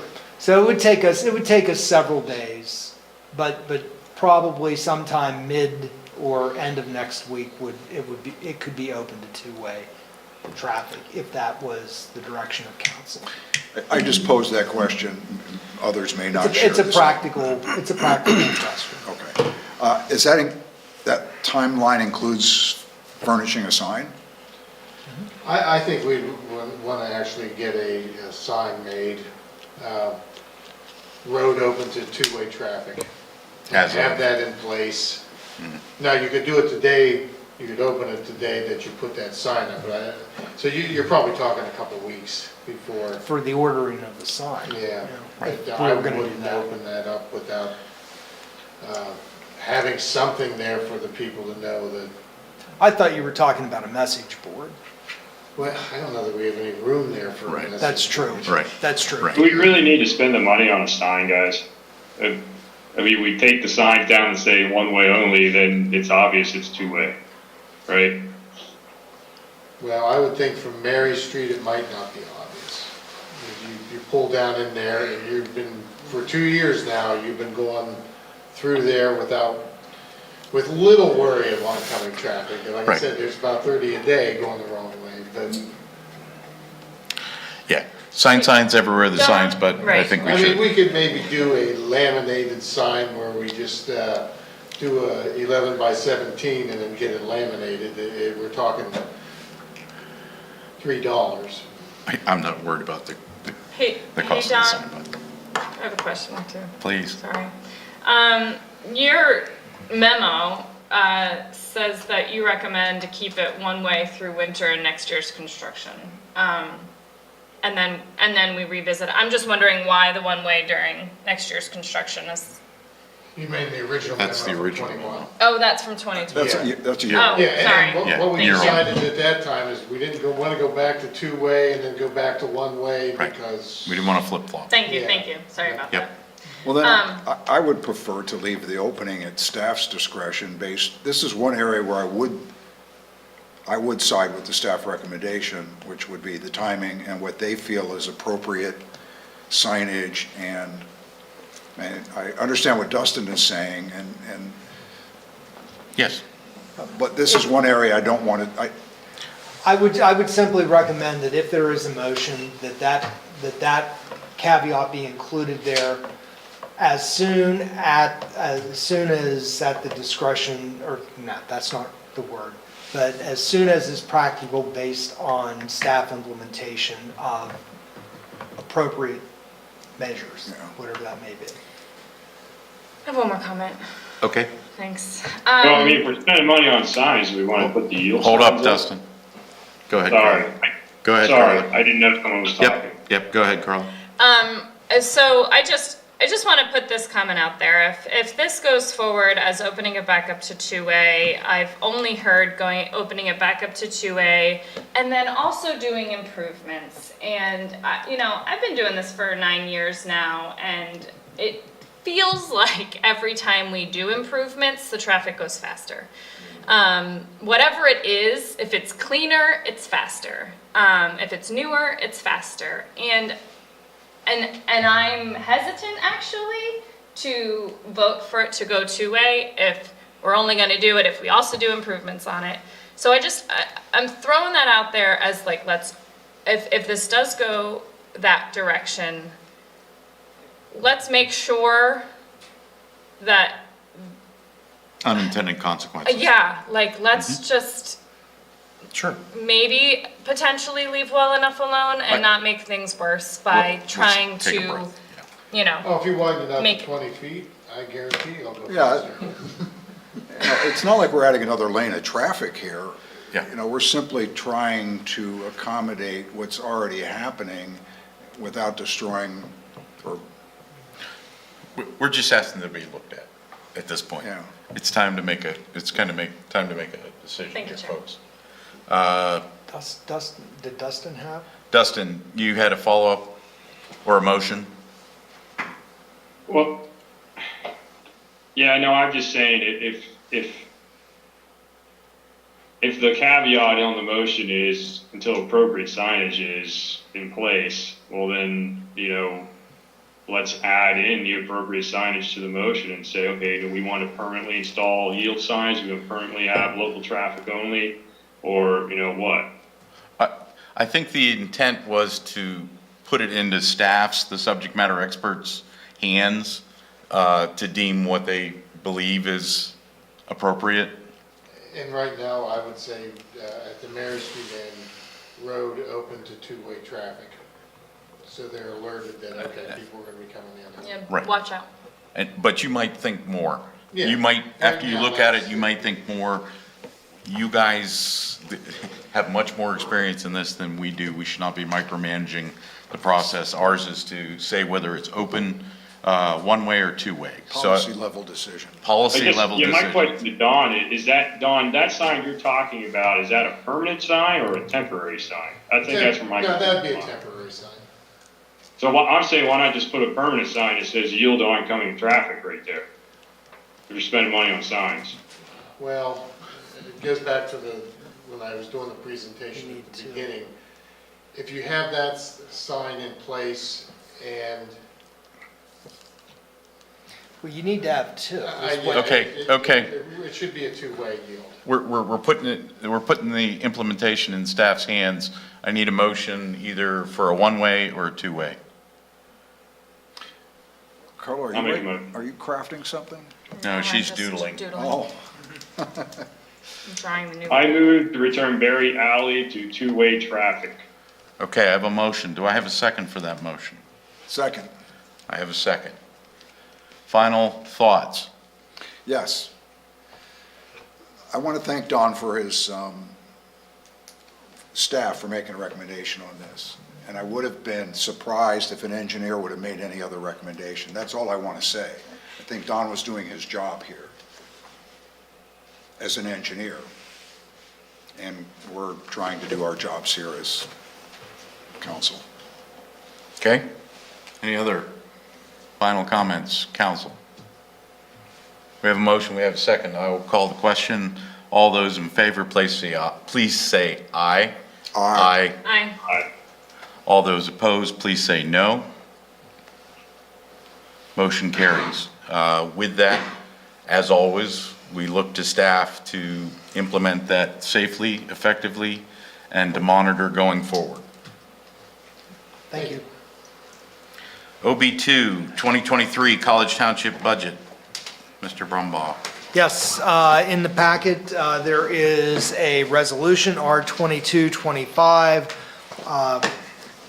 which basically states the College Township budget for the year 2023 provides $9,708,869 in total revenues and $11,452,147 in total expenditures. An amount of $1,743,278 will decrease reserves, providing an ending combined fund balance of $1,534,945. That is the bones of the 2023 budget, and the resolution should be moved by council. I'll make a motion to adopt Resolution 22-25, College Township Budget for 2023. Second. Very good. Any further discussion on that motion? Call the question. All those in favor, please say aye. Aye. Aye. All those opposed, please say no. The companion resolution to R2225 is R2226, which fixes the rate taxes for the year 2023. General purposes, 1.85 mils, debt service, 1.3 mils, fire protection, 0.7 mils, road machinery, 0.4 mils, parks and recreation purposes, 1.2 mils, library, 0.6 mils. So that resolution is. 0.65 mils for library? I'm sorry, for library, 0.65 mils. Okay, That's correct. very good. Thank you. I'll make a motion to adopt Resolution R-22-26, tax millage. We have a motion, we have a second. Discussion, any further discussion? One question for the Parks and Rec purpose mills, 1.20. Does that include our regional park debt service? It does, the 1.2 does in fact capture all of our obligations to Center Region. Good, since we discussed that in our presentation, that did not, that what our budget was showing for capital improvement did not include that. I just wanted to make sure that was clear. You are correct. Okay, very good. Any further discussion? Call the question. All those in favor, please say aye. Aye. All those opposed, please say no. Motion carries. OB3, 2023 COG Budget Resolution R-22-24. Mr. Brumbaugh again. Yes, this is the approval of the Center Region Council of Government budget for the year 2023. The 2023 COG budget is in the amount totaling $30,322,203.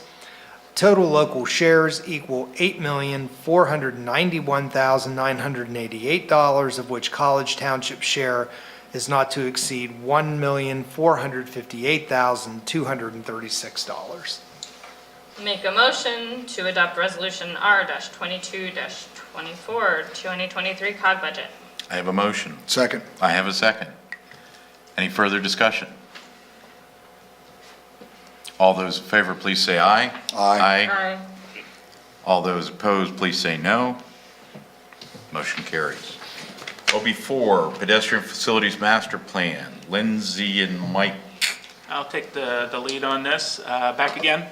Huh. So this is the third time we've come in front of council with this, and each time we have this discussion, I feel like the ordinance continues to improve and move towards a good place. So what's before you tonight is the result of discussions that have happened at the prior two meetings. The most recent revisions to the ordinance, particularly section 18.16.1.f waiver, is further clarification on overall conditions that allow for waiver consideration and how the waiver option is related to both the pedestrian fee in lieu and deferral options. We did, just want to make a point, staff did take this opportunity to go through and add a few additional editorial revisions. This was sent out to you prior to the meeting, just to show those corrections that were made. There was one that was caught kind of last minute here that I'll just reference under exemptions. Number 3, the reference was wrong. It currently says 200-28.4.b.f. It's actually 38, not 28. So we did catch that, and that will be revised accordingly. Beyond that, it is important to note that all the revisions that have been made through these 3 meetings to this point do not fundamentally alter the intent of the ordinance as it was previously presented at the November 17th public hearing. So this is just continued to be fine-tuning of the language just to clarify and a further understanding of what the intent is. Barring any further revisions, the actions that we're looking for this evening is that you consider adoption of Walkable College Township, a pedestrian facilities master plan, and secondly, to enact ordinance O-22-04, implementing several of the recommendations from the plan. Questions, comments for staff? I have a comment. If this ordinance just gets better and better each time we bring it back, if we keep at it for another 6 or 7 months, it'll become the best ordinance ever. It might, but your assistant manager might be shaky by that point. I know one council member's head might explode. And several staffs. Okay. Any other comments for the good of the cause? Besides me, right? Well, I mean, I'd be happy to make a motion. If we are at that point, I would love that. All right, I'll do it in 2 motions, if that's okay. So I move to adopt the pedestrian facilities master plan. We have a motion. Second. And we have a second. Any further discussion? All those in favor, please say aye. Aye. Aye. All those opposed, please say no. Motion carries. Wait, we're not done. I'll make another motion to approve. One of them is a great start. To approve ordinance O-22-04 with that minor correction to section 4 reference chapter number. I have a motion. I second. I have a second. Wait for it. Discussion? Discussion. All right, I'm on a roll. If that is ordinance 0-22-04, have we really passed Only passed 4. 20 ordinances since we first discussed this? No, that's 4. No, just 4. We've only done Ordinance 3. versus It's 4. resolution. Oh, Yeah, okay. Ordinance versus resolution. we're good. Not that bad. Greg Karras. Anything else? Not, call the question. All those in favor, please say aye. Aye. All those opposed, please say no. Motion carries. Hey, great work. I mean, I know, we've got to recognize the Lindsay, Amy, Mike, all the staff whose heads haven't exploded or didn't All the way explode. back to Mark. Mark, yeah, thanks. Thanks for humoring us Real quick. these last couple meetings. Yeah, all Mr. that I was Manager. going to add is, my gratitude to staff that have been slugging this out. This has been anywhere from a 4 to 5 year odyssey. We have started this, we started this 2017, 2018, and it has been difficult. There has been a lot of public input received, noted, incorporated into the development of the plan. I think that College Township should be very proud of this. I think it's going to serve our future very well as we move forward. And I think it's really an accomplishment, and I'm excited for where we're going to be going. Every plan is perfect till it meets contact. It's proactive. I mean, Yeah. it's not perfect, but Yep. it's a great And starting we'll point. learn. Yep. Yes. Yeah, and we'll take the necessary action should Yep. there be any needed. We have I a have faith in that. lot more to work off of now than we've ever had before. Absolutely. We're more tools in the bag, yes, absolutely. So, anything else on that subject? Just thank you. Appreciate it. Appreciate all the work. Thank you. Is Ed raising his hand? I think he's. Thanks, everyone. OB5, College Township IDA Executive Director Agreement with College Township. Mr. Brumbaugh. Yes, as council is aware, the council and the College Township IDA executed a memorandum of understanding to allow for the township manager to provide executive director services to the IDA. That has been in effect since March of this year. There have been, within the MOA, there's several checkpoints along the way. Each time where the IDA has desired to continue those services, they've had to return to council for authorization and approval to continue that arrangement. This is no different. This is consistent with the existing MOA or MOU that was adopted by both the IDA and council earlier, and it is requesting an extension of these services to go into the coming year. It is set up to have another 90-day check back with council, which would take this through to March 30th. At which time it is hoped and understood that efforts are going to be made and progress is going to be made in the hiring of a part-time executive director in their own right by the IDA. So there is a motion here to extend and modify the agreement as attached. And I'll try to answer any questions. Questions for the manager? Dustin? What confuses me, and let me just make this statement, where does this end? I feel like we've been extending and extending and extending. And so when I read, by extension, we say we're going to extend out to March, and then it says, well, somewhere down there it's highlighted June 30th, 2023. What does that mean? Council extended service to the township, so we're going to review it again in March, and then it's expected in March, if they don't have their act together, that we're extending it through June? Is that what it means? That you have, yes, but you have the call on whether or not it ever gets to June.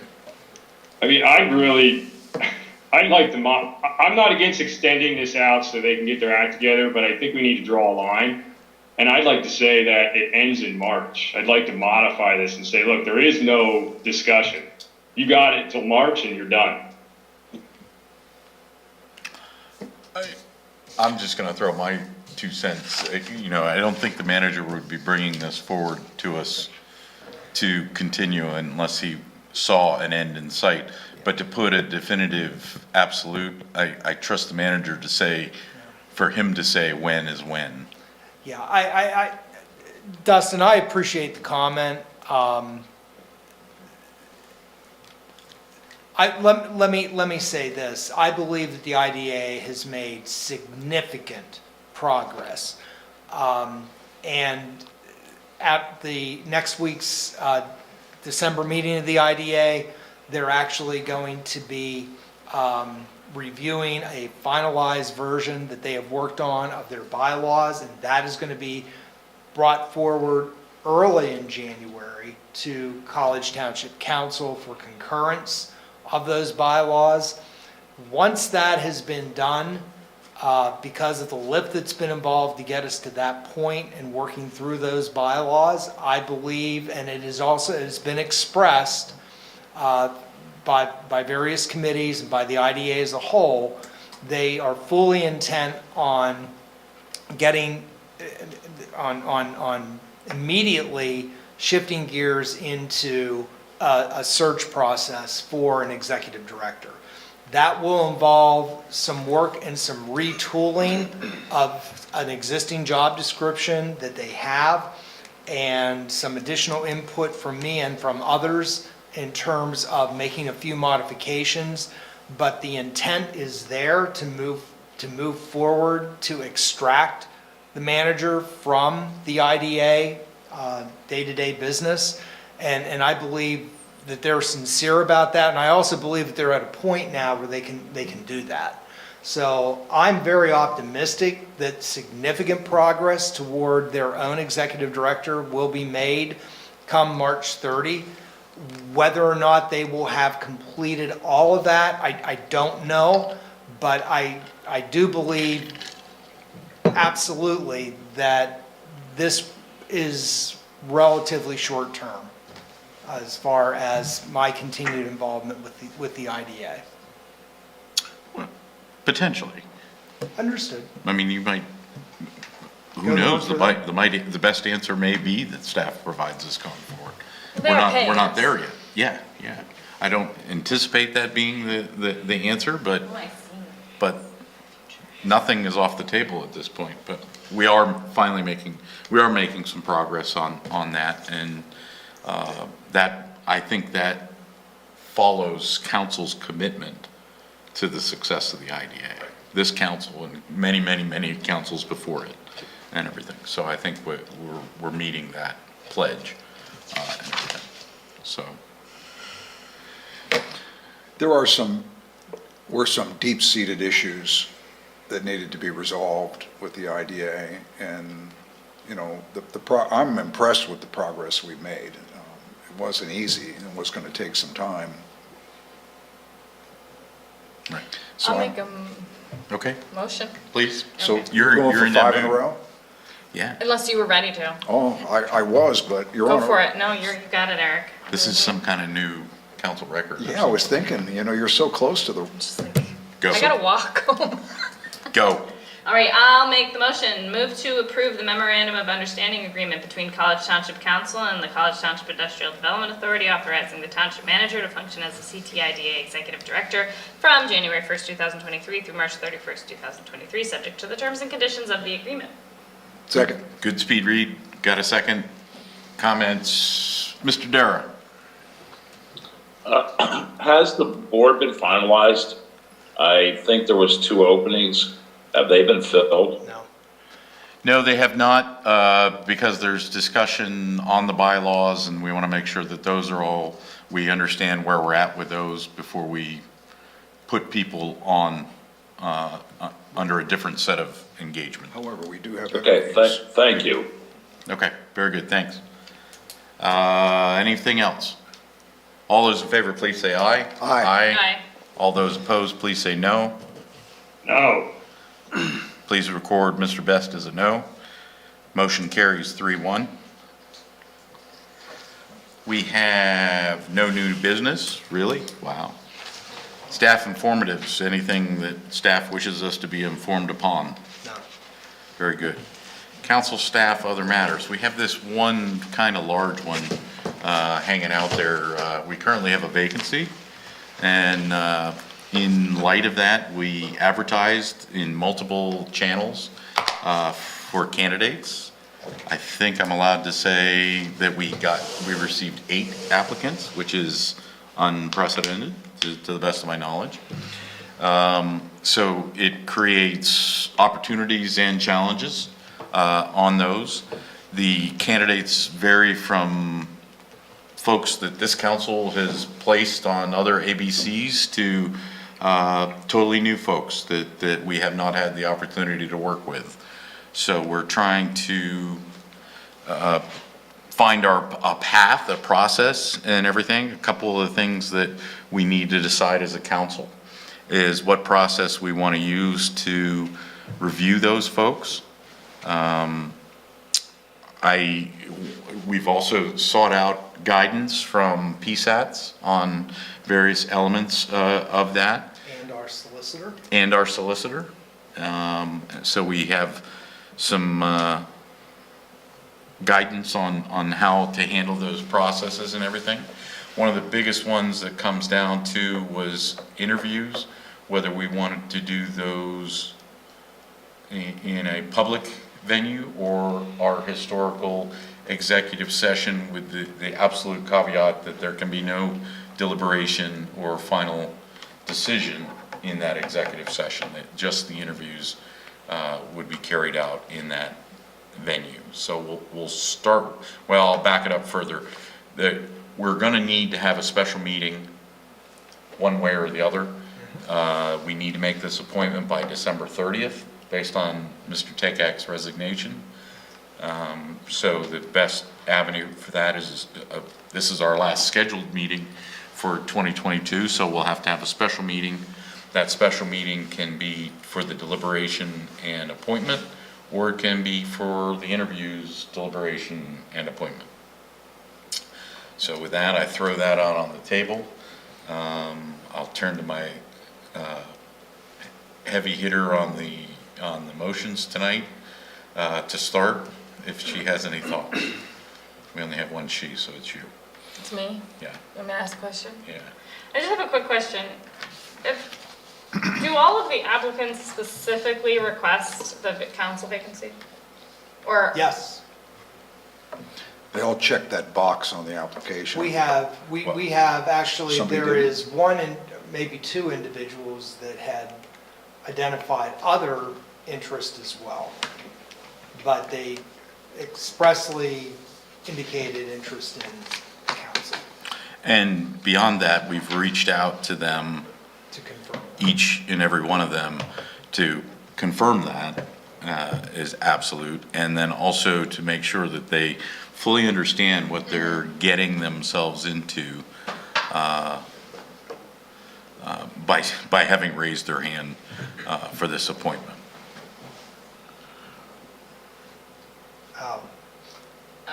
Understood.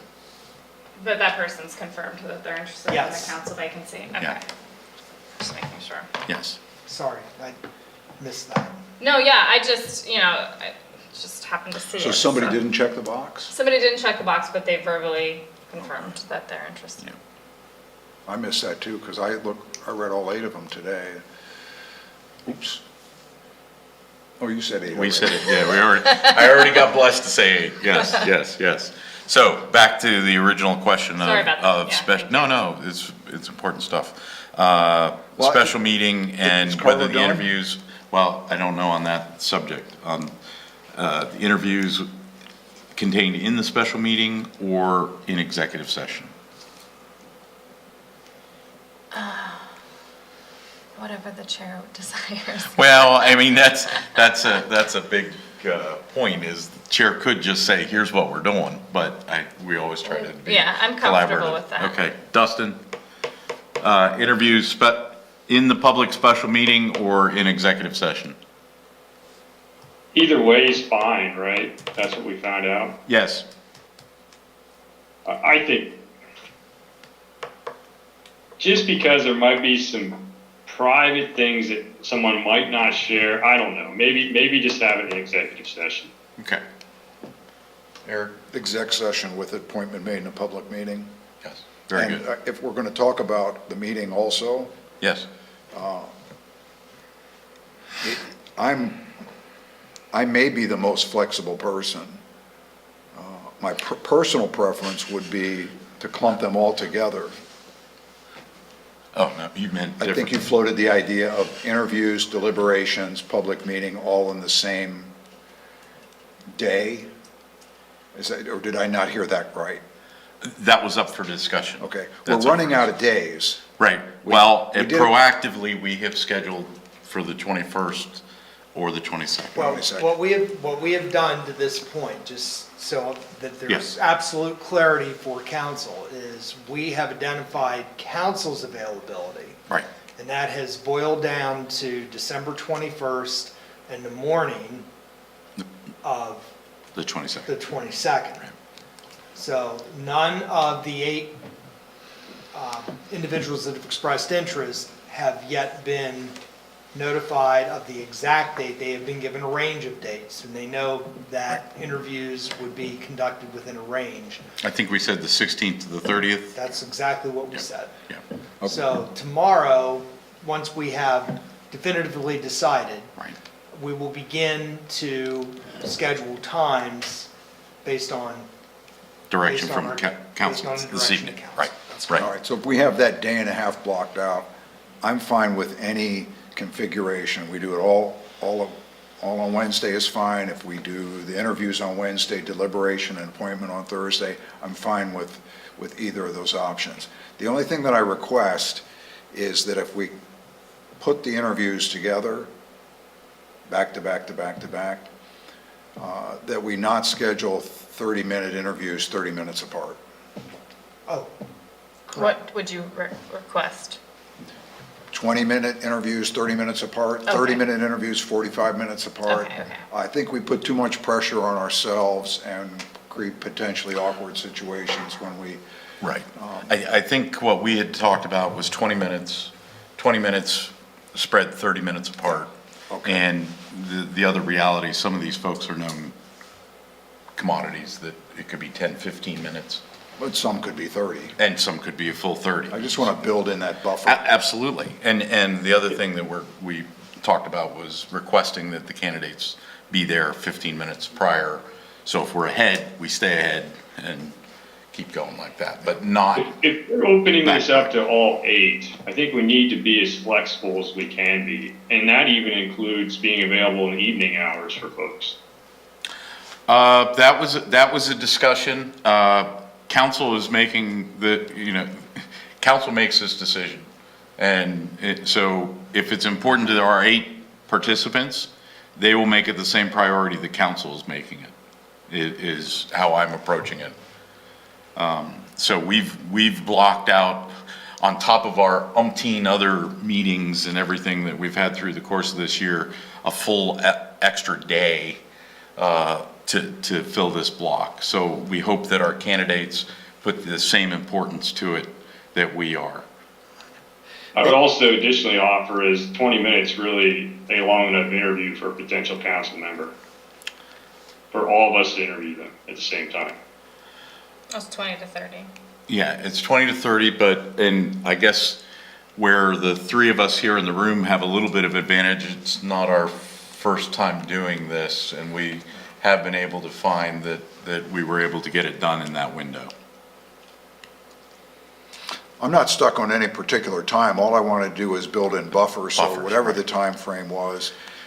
A related question while we're on the subject, if we're making the appointment in a regularly advertised meeting, we have to make a decision on that meeting tonight in order to have enough lead time to advertise the meeting, is that No, correct? you need 24 hours, but. That's it? Okay. But because we're scheduling, we know what our day is, we could schedule it, and we know what our day, and whatever we decide is a time for candidates, we could, if we wanted to do it the same day, we can put it an hour after that. Adam's buying lunch or dinner.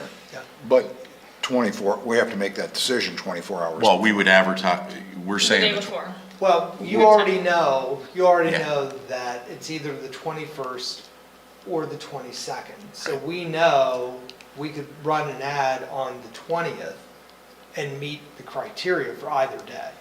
Or make it today, we could advertise Sure, it you could tomorrow. We could advertise it tomorrow. All right, right. However is suitable, Right. whatever is suitable. But to Dustin's point, I'm fine with any time frame as long as whatever everybody's comfortable with, as long as we don't rush people. So then why don't we just make it an hour block? That gives Eric his buffer, and if you're saying it takes 20 to 30 minutes, then it's a built-in buffer. I don't have that much time, I'm sorry. Well, if it's that, I would say 30-minute interviews scheduled 40 minutes or 45 apart, if we were going to go that long. I don't know that an hour is necessary. No. But I can. Well, that's just building in your buffer. If you say there's an hour block, this person gets. That's an 8-hour day, that's an 8-hour day. We're not looking for. Unless hiring that managers. buffer is also deliberation. Some But of it our can't interviews be. are gonna be 10 minutes, I mean, But it can't be. You're It not, can't if in fact Yeah. you're going to It can't conduct be, the you're right. interviews So- in executive session, there can be no deliberation until the special meeting. Correct. Look, If you schedule a special meeting, you can deliberate throughout the process, if you so desire. but they can also stay and listen to But that. they can also stay. and All right, listen. I know what. I think we're doing the township a disservice if we have a 10-minute interview for a council member.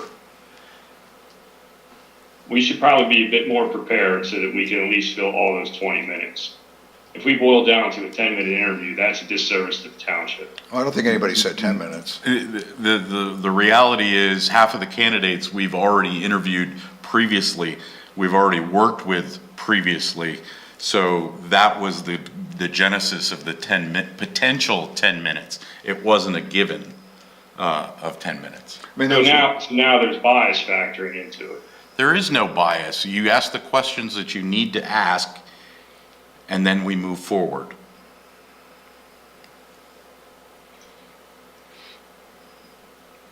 I'm fine with 20 as long as they're scheduled 30 minutes apart. Yes. I could go with 30 scheduled 40 minutes apart, but no more than that, just because that just that's too much of it. Absolutely. And if you want, well, never mind. But That's enough for now. I was going to say that, so at the half hour, the 20-minute goal with a half an hour scheduling blocks, that's a 4-hour. That's 4 hours of interviews. With the 8 candidates, right. So going back to, another potential disservice is to throw any candidate aside without having talked to them, whether they be internal or brand new, and everything, because you never know what is going to come forward in those. So, we're trying to balance between those two extremes. We could schedule an hour for 4 candidates, but I'm not comfortable throwing 4 candidates out of the process at this point whatsoever, and everything. I guess that's what I'm throwing out. I support the idea, because we're going to bring somebody in who hasn't interviewed anyone. I support that. At first, I thought, oh gosh, but if we're involving our vacancy board member who has no familiarity with any of the candidates, then we should interview all 8. And in my opinion, then it comes down to what's an appropriate amount of time to give them a fair shot. Right. And I've had 20-minute interviews. 40 minutes to an hour is the appropriate amount of time for an interview. Especially now factoring in, as you very well pointed out, myself included, not knowing a lot of these folks, but we have a vacancy board member who doesn't know a lot of these folks. If it takes 2 days, it takes 2 days.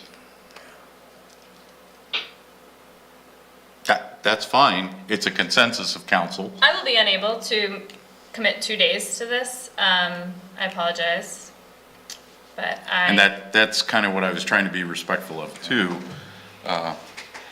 is the time commitments, because candidly, we've had trouble getting commitments of time from. Well, as a compromise then between Dustin's position and Carla's position, how about 30 minutes scheduled, 40 minutes apart, or 40? That's fine. So that'd be 10 extra minutes per 8 candidates. It's another hour and 20 minutes. Is that? So we're down to 6 hours instead of 8. Right. And we could break that up in the midst with a lunch if that helps, or maybe that hinders folks if they only have a half a day. I'm just trying to find some common ground here. Sure. I could support 30, 40 minutes apart, 30-minute interviews, recognizing they may be less, but if some, I think 30 minutes is great. I have no problem with that. okay, maybe 40 or 45 apart, 40. 40, I'd like to go 40. Dustin, does that work for you? I'm good. Okay.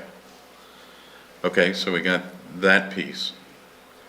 And the question then, deliberation and. Yeah, the follow-up meeting, but also, I guess we narrowed today's available for council, but how about times? Is there times that are better? Again, this is to the convenience of council. We did the doodle poll, Jen, is that available? Yeah, I'm trying to recall. Dustin, was it? I mean, I I have a conflict from 1 to 2:30 on the 21st. That's the only time I don't have a And you had a conflict. I feel very comfortable starting at 2 if that's possible. But Dustin's saying 2:30. Right. I could probably make 2 work, Okay. but I could probably do it. Okay. So we'll be taking a dinner break in the middle, not a lunch break. Right, and then we go as long as we need to. From there, if that's possible, that brings us till pretty late, so This is on the Earlier than 21st. this. the 21st, yeah. This is on the 21st. So one of the other options is we could hold the 22nd as our special meeting, or. So we could do 4 on Wednesday afternoon and 4 on Thursday. I actually, No, I was. no, do all the interviews on Wednesday and then hold the Correct. special meeting on Thursday. And I like that because I do think having some time it's less likely we'll have recency bias. After a long day of interviews, let's say the last one blows us away and we're, Yes. oh, don't forget about that first one. You Yeah. sleep on it, you're Yeah. able to kind of Bring it all back bring it around. all back. I feel very comfortable with that. So that would be my preference, actually, is that we Yeah. do the interviews on the 21st and then we take action on the 22nd. One of the things that we discussed, and this isn't, I believe that we'll reach consensus and we'll have at a minimum, if not a unanimous, a 3-1 vote on a candidate. But let's say that it went 2-2, we want to be timely, and that's why we got Mr. Wasson involved from the word go, that we don't, okay, now I need to go talk to these people or whatever like that, or he's making he has different information than we have. No, I And- totally agree. Dave, being a former council member, brings another, Right. context to the table that you might not normally have in a vacancy board position. So I'm all in favor of that, and I'm But just to confirm, he will be silent understood. in the interviews. Understood, but he hears everything. Absolutely, he and hears everything we hear. Right. Yeah, and so his decision is based on the exact same He stuff doesn't that have we a hear. vote, but he hears And then he everything. doesn't deliberate unless we're tied, right? Well, actually, that kicks into a whole nother process. Should we deadlock at 2-2, you have to call a meeting of the vacancy board, and then actually Mr. Wasson would be the chair of that meeting, and then we would go for it. But that's So only this in wouldn't the, be a special meeting at all then. yeah. I missed that. But It wouldn't be part of the special meeting. No. No, it would be a totally separate meeting, but we do, again, we're running against the 12:30, that adds 15 more days. It adds 15 more. In the event of a deadlock, a 2-2 vote, and the vacancy board must convene, automatically, there's an additional 15 days for the vacancy board to organize that meeting, hold the meeting, and cast the vote, and appoint the member. But one of the other internal goals is that we would like our new member to be seated for our reorganization absolutely. meeting. I mean, that's an internal goal for us and everything too, and there's no reason we shouldn't be able to Well, and achieve that. having him sit in helps them start a little bit ahead of, Yes. if it goes to that, he has a little bit more Yes. context, actually a lot more context. Yes, he has the exact same context we do. Yes. Yeah. Nothing lost in translation. Right, right.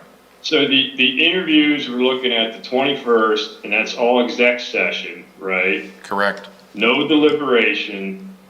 And then, well, I guess where I'm confused and clarification, the 22nd, we're looking at having the special meeting where we would announce the appointment, but does the deliberation take place in that special meeting or an exec session before the special meeting? In the special meeting. It cannot occur in exec session.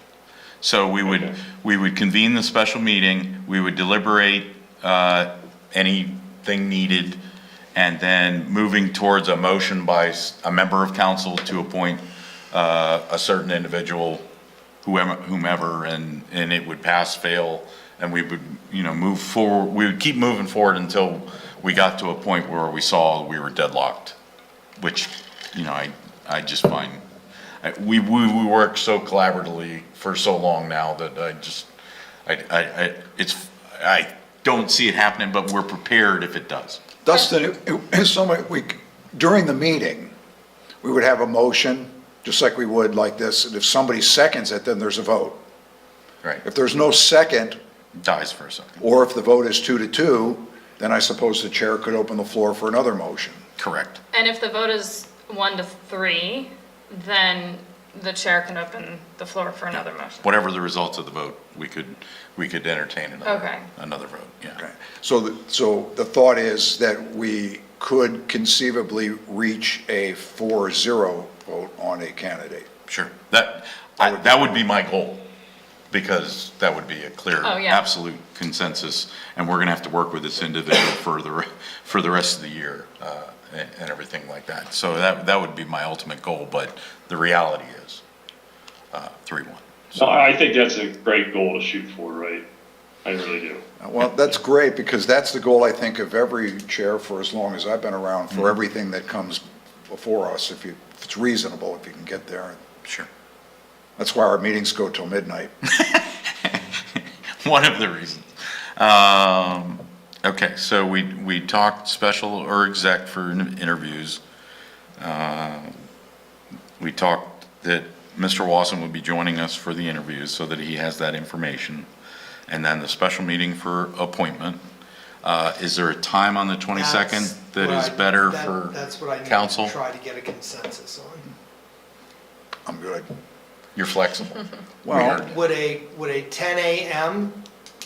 on the 22nd be suitable to council for the Well, that's- special meeting? I've already blocked out the morning. Okay. So I'm good whenever. Eric is flexible. So Dustin and Carla, I think, I'm 9 to 12, I'm open. 9 to 1, I'm open, so, on the 22nd. yep. Okay, very good, thank you. How long are, Well, it depends on how much I you know. want to deliberate. I know. I mean, that's my work day, Right. school's in session. well, if you can't make it, we won't No. have any 2-2 votes. Wow. This is true. No, I mean, I'll do whatever needs to be done. What time is less painful for you? Yeah, earlier or later? Unfortunately, less painful for me is later, but that sounds like when Dustin's not available, Oh, but. like a One, he said 1, right? On through. You're good till 1, right, Dustin? On that, I could probably readjust this. If, right now, my schedule So for at 12 the help? 22nd is not open till 4:30. Not open till 1:30, or is open till? 4:30. I have the entire morning open, and then my afternoon's booked till 4:30. Okay. Okay, well then let's do 10. Or 12, or 11, right? When you say afternoon, that starts at 1? Yeah, So an 11? at 2. So 2 hours? Oh, I would hope it wouldn't be that long, but 11, 11:30? yeah, let's do, is that better? And does that make it? all of better it's at painful, all? right? No, it's totally doable. So it's like too early's bad. That's fine. 11? 11 is good. Let's do 11. Okay. 11 with a hard stop at 1. Great. That feels Yes. And that works, Doable. Dustin, for Yes. you, right? Okay, if we Yeah, it start works for me. Yeah, the Okay. 22nd, yeah. Excellent. 11 o'clock? Excellent. Okay. So we And can, we're going 2 till 8 for the 21st, right? till complete, yes, which is tentatively looked at as 8, yeah.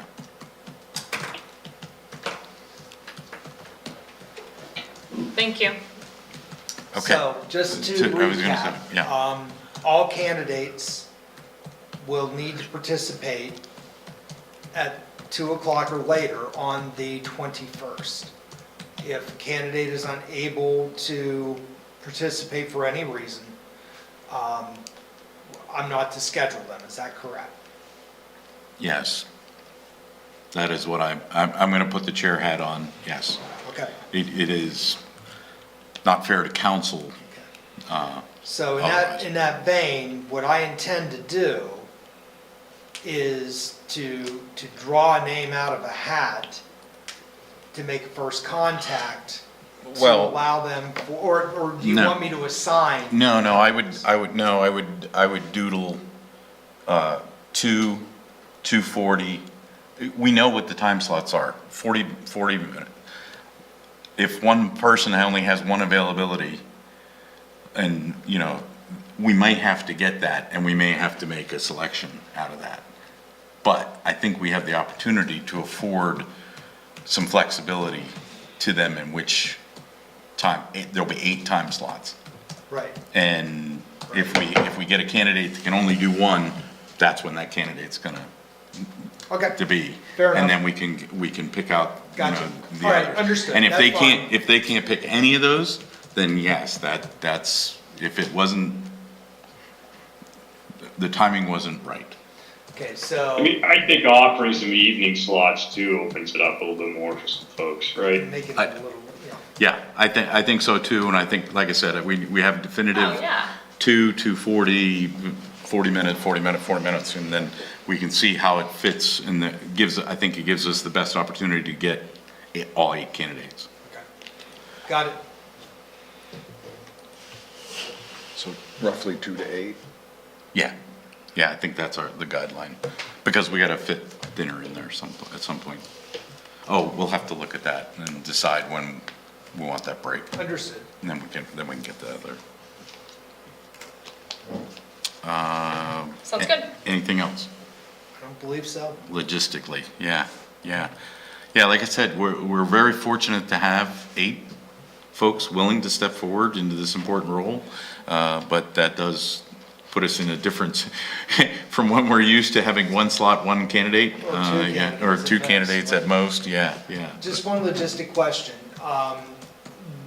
Do you want to have the interviews here in the council room or in the township library? Good question. I like the library. Mr. Mustard in the library. Colonel Mustard in the library. Hopefully, Yeah, I would say the library too. Library? Okay, good. I think it's Yeah. more comfortable for the candidate, to be I honest. agree, and that was what I like about the executive session, because you have it, well, please step forward, you know. Yeah, we want to see what they're really made of, you know, kind of let their guard down, see what they're really made of. Okay. Thank you. Now, obviously, what about the special meeting? It would be here. I would assume it would be here. It should be here. Again, it will be a public meeting. It Yes. is not scheduled to be broadcast Right. by CNET. So that part of our regular meeting process won't occur, but it will be a special meeting. It is open to the public. They can listen to the deliberations and listen to the action that. Right. And that's why I'd kind of like to get it advertised Sure. soon, you know, so it's, oh, by the way, we're having a meeting tomorrow, you know, Yep, no. we we'll can do that. Get it on the calendar as soon as possible, and, And we can do the pushes. and all yes, that yes, as well. perfect. Okay, anything else on vacancy discussion? Well, there's no snowstorms coming that time, is there? Probably, Not until the